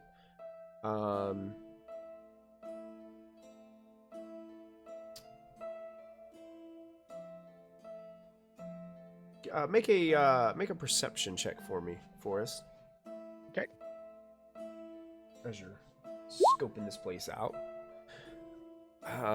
you see there is a canvas tarp that seems to be laying on the floor of this room that has like a slight kind of curvature. Like in it's it, almost sagging? like it's like, yeah, it's like almost like it's like, you know how when sometimes your rug gets like bundled up and you have a tripping hazard in the middle of your house? Yeah. Kind of like that. Like laying on the floor. Well, if that stands out to me, I'll at least like move it so it's not gonna cause anyone to get hurt in here. Yeah, you kind of like fidget at it, and it feels like the wood doesn't quite line up correctly underneath. Like there's a little lip Pull it up underneath to it. take a little peek underneath it. Yeah, there appears to be some a section of loose floorboards here. Like it looks like a secret compartment or a secret hatch door being hidden underneath here. If I open that door, do I hear it more clearly? This voice we keep hearing? You pop it open? Yeah, Yeah. See down below you, there's another room. A small chamber with a door kind of like hanging open a little bit. And you can hear, you hear muffled noise. It is getting louder.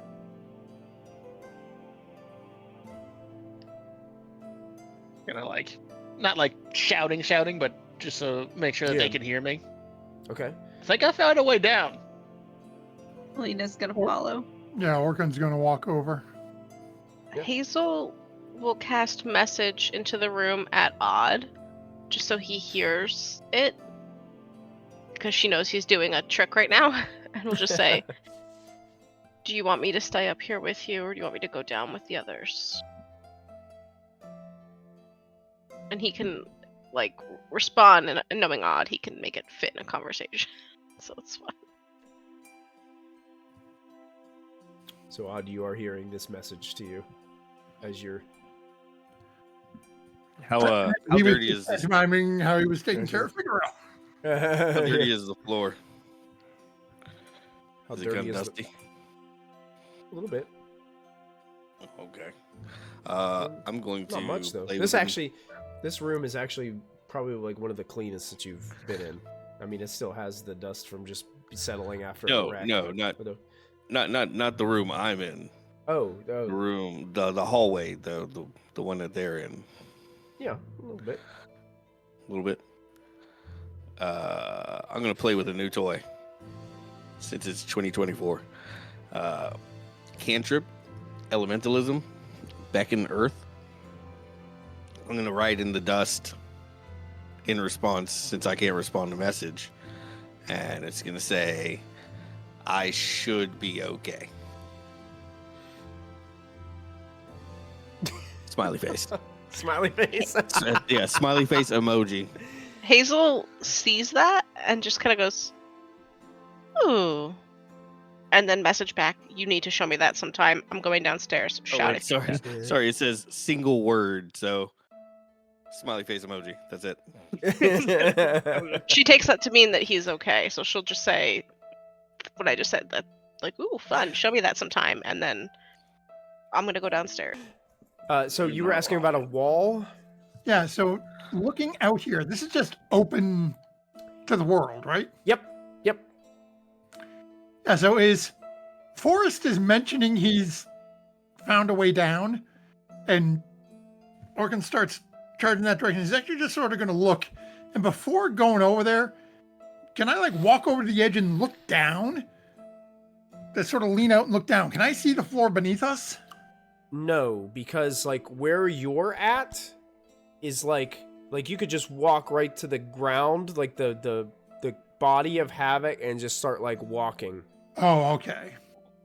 It's like you're kind of like level Let's just go down the stairs. So this downstairs is kind of buried in the flesh of this creature.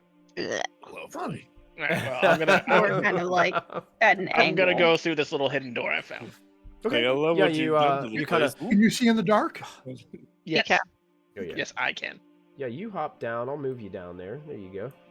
We're all following him. Yeah, I'm Except for dropping Odd. right after him. Okay, sure. Unless Selena beats me Uh, to it. You I assume guys by are- now it's- I can hear it a good bit more. Yeah, you can hear. You can hear. You guys are all kind of like tucking down there. Like once Orkin gets down there, it's very tight. Like it's a small space. So you guys kind of have to move before like Hazel and Selena can all jump down.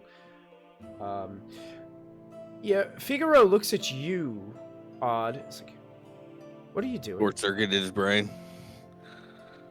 Did you just? Hmm? When did you learn to cast spells? Did you? Oh, no, cast I a did subtle on spell. me? I Oh, did you subtle. Oh, Yeah. Okay. Gotcha. Towards the Uh, point. Nothing seems to change.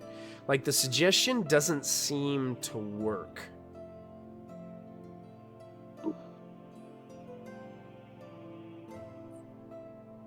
Fun.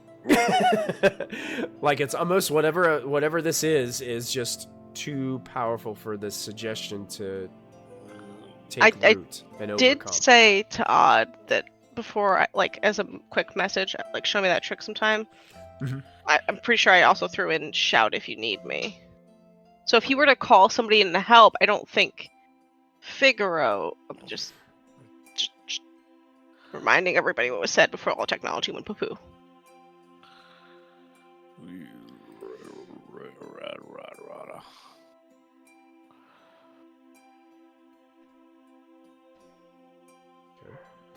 Orkan, as you're kind of moving out there into, you can see there are several, like this is obviously the brig of the ship. There's other doors in there, a couple other doors that have these little windows, and actually as you're sitting in the one that you are, you can see inside there is what looks to be a dark-skinned halfling, currently bound and gagged with a piece of kind of cloth back there. And as soon as like sees you kind of like walk like towards the edge of the window of the doors,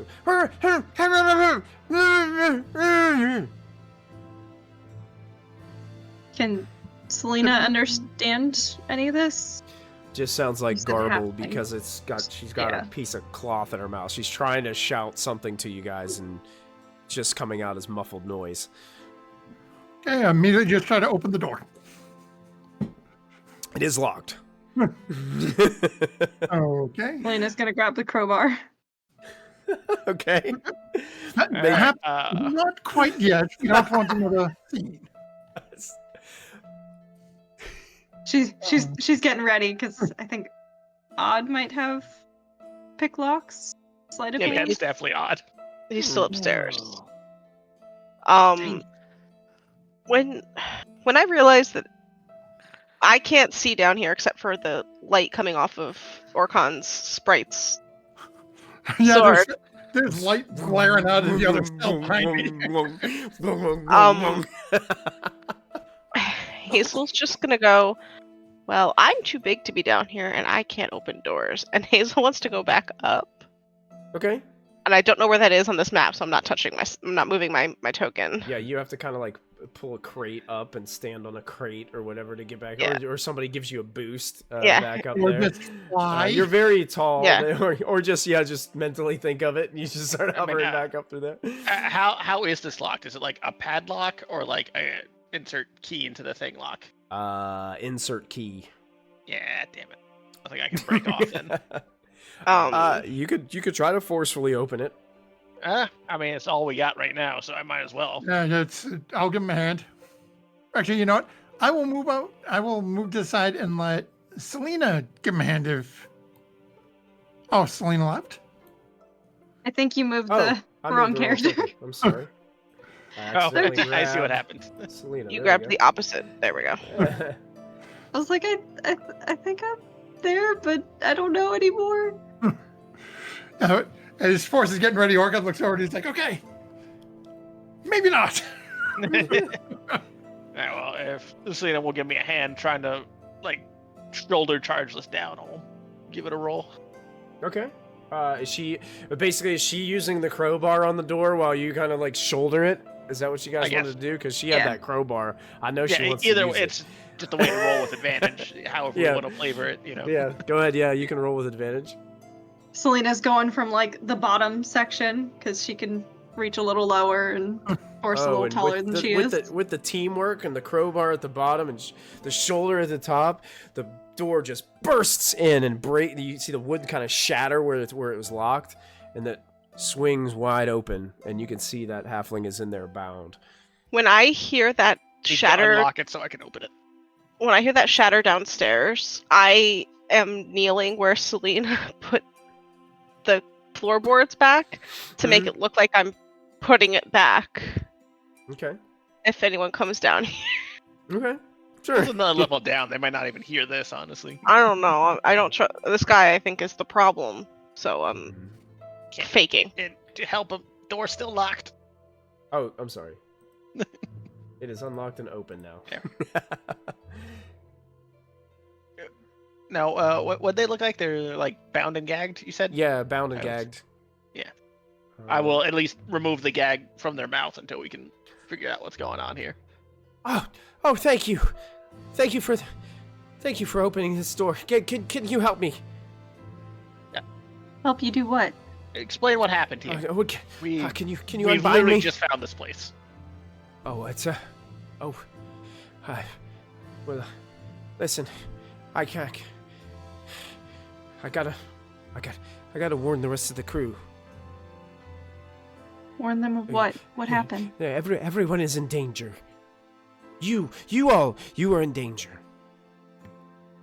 In danger how? Help me out here. How are we in danger? Who else is the crew? Listen, the crew upstairs are in severe danger. Yes, I've met a few of them. I'm trying to confirm you know them. Give me a name. This Ilrin figure.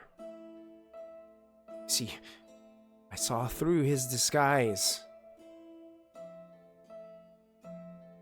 Wait, who are you? Oh, my name is Sirit. And member of the crew. What rank do you hold? What position are you? I'm more of a priest. How did you end up here, if you're part of the crew? Because Ilrin knew I saw through his disguise. I confronted him, but he overpowered me and bound me and stuck me here. So what is he? We have been suspicious of him since we met him. He is a death slod. Say what now? A terrible aberration that relishes in the suffering of others. He's here to sabotage the crew.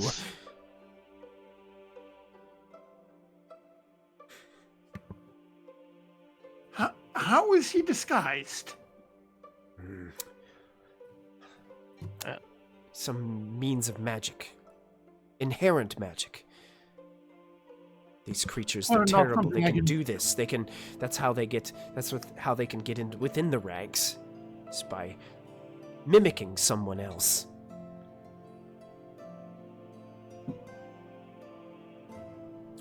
I tried to warn Figaro. I tried to talk to Figaro about it, but Figaro did nothing. I'm sure that terrible creature has manipulated his mind in some way. He's that strong? Absolutely. If we take you to Figaro, can you remove whatever he's done to Figaro? I don't know. I'd have to carefully inspect Figaro to see exactly what is wrong with him. How do we know you're not the one who caused this? Oh, good point. Let me get an insight check on this person. Sure. Yeah, because those have gone through well. Me, please. Meanwhile, Orkan's already got the dagger out. Looks like he's trying to cut the bonds.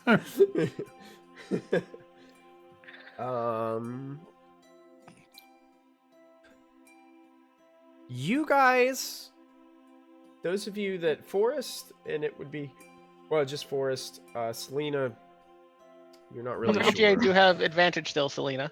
Yeah, you do have Yeah. advantage. So if you'd like to roll again, you can.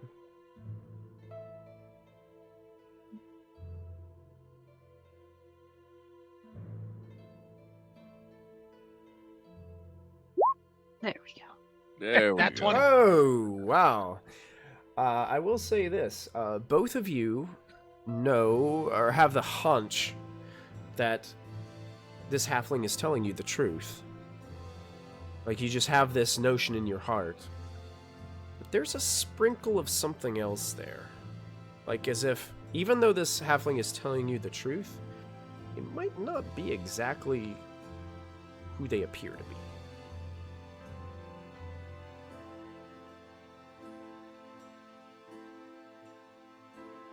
I'll believe you about Ilren. But it feels like you're not telling me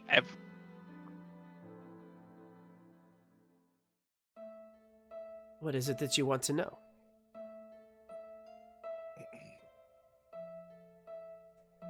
That's a good point. You said you confronted him. There was no one else around when you confronted him? Unfortunately, no. Honestly, I was afraid for the crew's safety. I didn't want to jeopardize or put them in danger. I don't know why Ilrin kept me alive. I don't know why Ilrin brought me down here and bound me. Could have just killed me and silenced me. I hate Does to sound think of... more like what a Slod would do.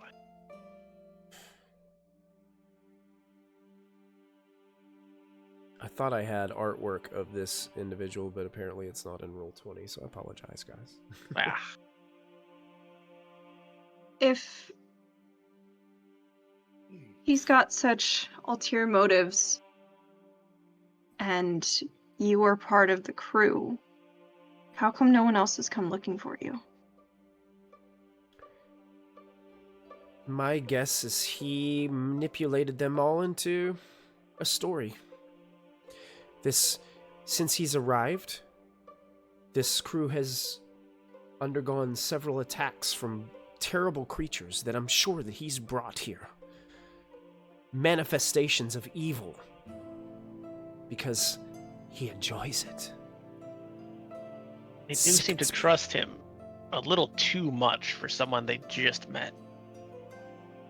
I agree. Because he's got them all brainwashed.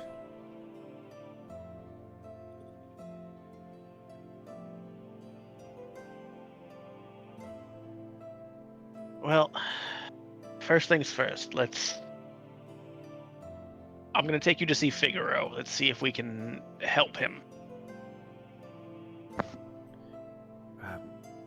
How do we know you're try not to going to betray us? stealthily cast a spell? What was that? I'm just trying to see if, while Organ's there, just sort of, I made mention that trying to undo the bonds and starting to cut them. While Selena and Forrest are talking to this individual and seem to have her attention, can I try to somewhat stealthily cast a spell? Which spell? Identify. Go ahead and make a stealth check. Okay. Because this is all 3 components on this one. Yep. It does take an entire minute to cast Identify. So It does have a minute casting time, yes. I thought it said an action. No, this one's 1 minute. At least they Oh. changed it maybe in the new spell. No, yeah, I it is a have the minute, so newest never version mind. pulled up Yeah. here. Actually, how long were they talking? Would I I'd say have it's a at least minute, a minute. to do it? You would have had a minute to do it, but it'd be harder to hide that. Yeah, fair enough. Yeah. I know, the That's a minute very- I'll- Yeah. Like, because that's something that kind of Odd's built for, because he's got the subtle spell feature. Yeah.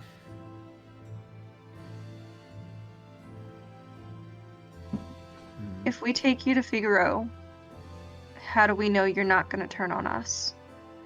I would not turn on you. I'm going to employ you for help. If you can help me stop and confront Ilrin. Help us protect this crew. Do you by chance know what happened to the captain? Assuming he is what you say he is, how do we force him to reveal that?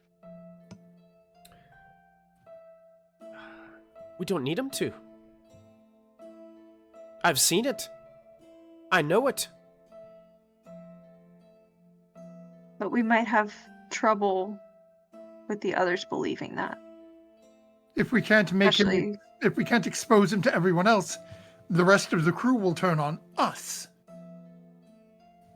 That's why we make him pay swiftly.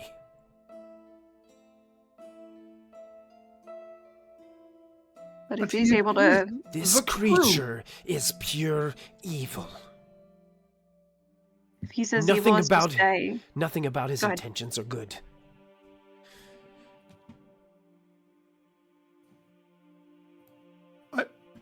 Orkan's going to go over and look through the bars to where Swift is, and tell Swift basically to go back up and come down the other side so he can come over to us. Yeah, because he's like just sitting there like looking through the bars. Yeah. And he flutters up to you, and you can see there's still the sword is still lit, and there's your blood is dripping off of it.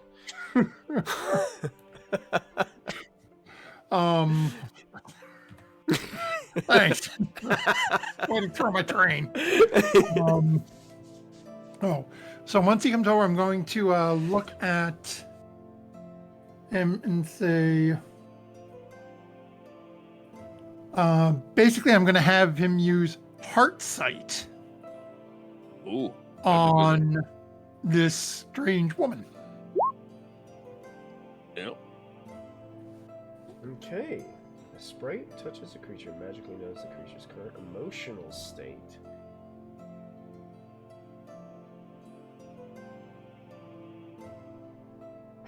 And I think, give me just a second here. I think I took a thing that increases his, what I'm looking for, his spell save DC. I think that would have been, well, If back in 2013. if the familiar forces a creature to make a saving throw, it uses my spell save DC. Okay. I will give you these 2 bits of information. Number 1, emotional state is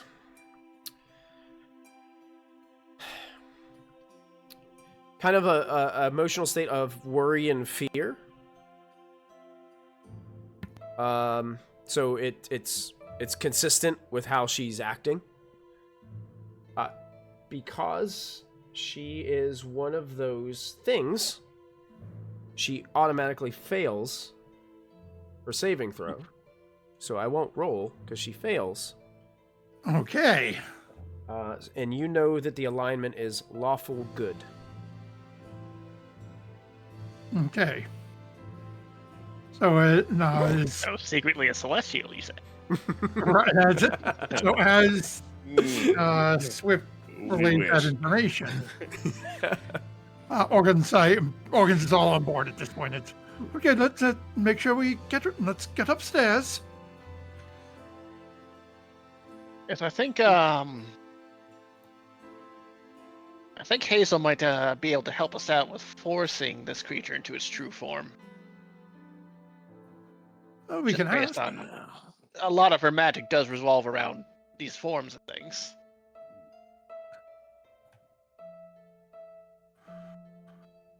Hazel's upstairs, still pretending like she's fixing the floor in case that jerk comes downstairs, while waiting for either Odd to say something if he needs help, or for her friends to come upstairs, because she's like, I can't see anything down there, and I don't want to scare this poor guy that is having a bad week. So she's just staying, kneeling on the floor, pretending like she's fixing floorboards. Swift are on our way back up, assuming that everyone's coming with us. I will, at this point, I'm gonna take like a small dagger out to cut her bonds. Okay. Yeah, you Orkan was doing that already, I think. Yeah. And the minute like you cut her free, it looks like just she's intent on getting up there. So she just quickly starts to move in the direction of where that door was, and like glides up mentally through the I'm gonna follow her, but as I do, I'm gonna take out the Sunblade and activate it. Okay. All right.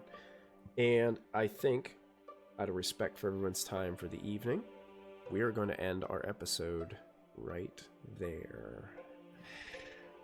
So, Adventures begin. welcome to space, everybody. Yay. No one's died yet.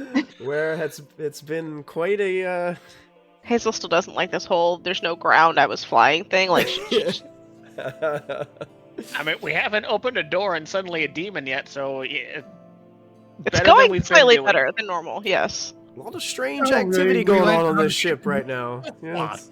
There's a lying hippopotamus on board. I'm still not too pleased. I mean, by all means, it's not a hippopotamus, assuming this I person is telling wasn't us down the there. truth. I don't know that. I just know he's creepy. He didn't pass your vibe check. You didn't pass the vibe check. That's right. I liked it. I really liked it when you guys were like, wait. When you met the halfling and you're like, wait, what if the halfling's behind all this? And you guys are all like going in this big circle of who to trust. I love it. I mean, the entire campaign is about secrets and lying, so. Well, that was awesome, guys. Great role playing. Great ideas. Like some of these abilities, when you guys busted them out, I'm like, whoa, that's pretty cool. Odd using the abilities to like mimic voices and stuff. Like that was clutch. This was like the best. Like both Brittany and Hazel are just like, oh my god, Odd is pretty effing cool right now. She's like much better than walking up to an Alfeshni and being like, hey, let me through. Yeah. Slightly better plan. I'm so proud of you. Like, I'm so proud of you. After this, I am literally down to ability checks. Like, I plan on doing medicine, arcana, I'll even go religious on this guy because there's nothing else I can do with religious. Spells. I am a paladin. Yeah, I guess you are. You guys have some time to think about it this week and figure out what your next plan is going to be going forward. But for the rest of you, for our viewers, thank you guys so much for tuning in. And we will see you. Don't forget, Friday we'll be back for our Friday stream. Come and visit us for Phandelver and Below. Visit us there. And then we'll be back here on Monday night for some more Vecna Eve of Ruin as they explore the wreck of the Lambent Zenith here on the floating corpse of Havoc in the Astral Sea. And he said there's dirt upstairs. I got beans. I can add to the jar. Oh no, not that much dirt. Well, until next time, everybody. Don't forget to add your proficiency bonus. Have a good night, everybody. We'll see you soon.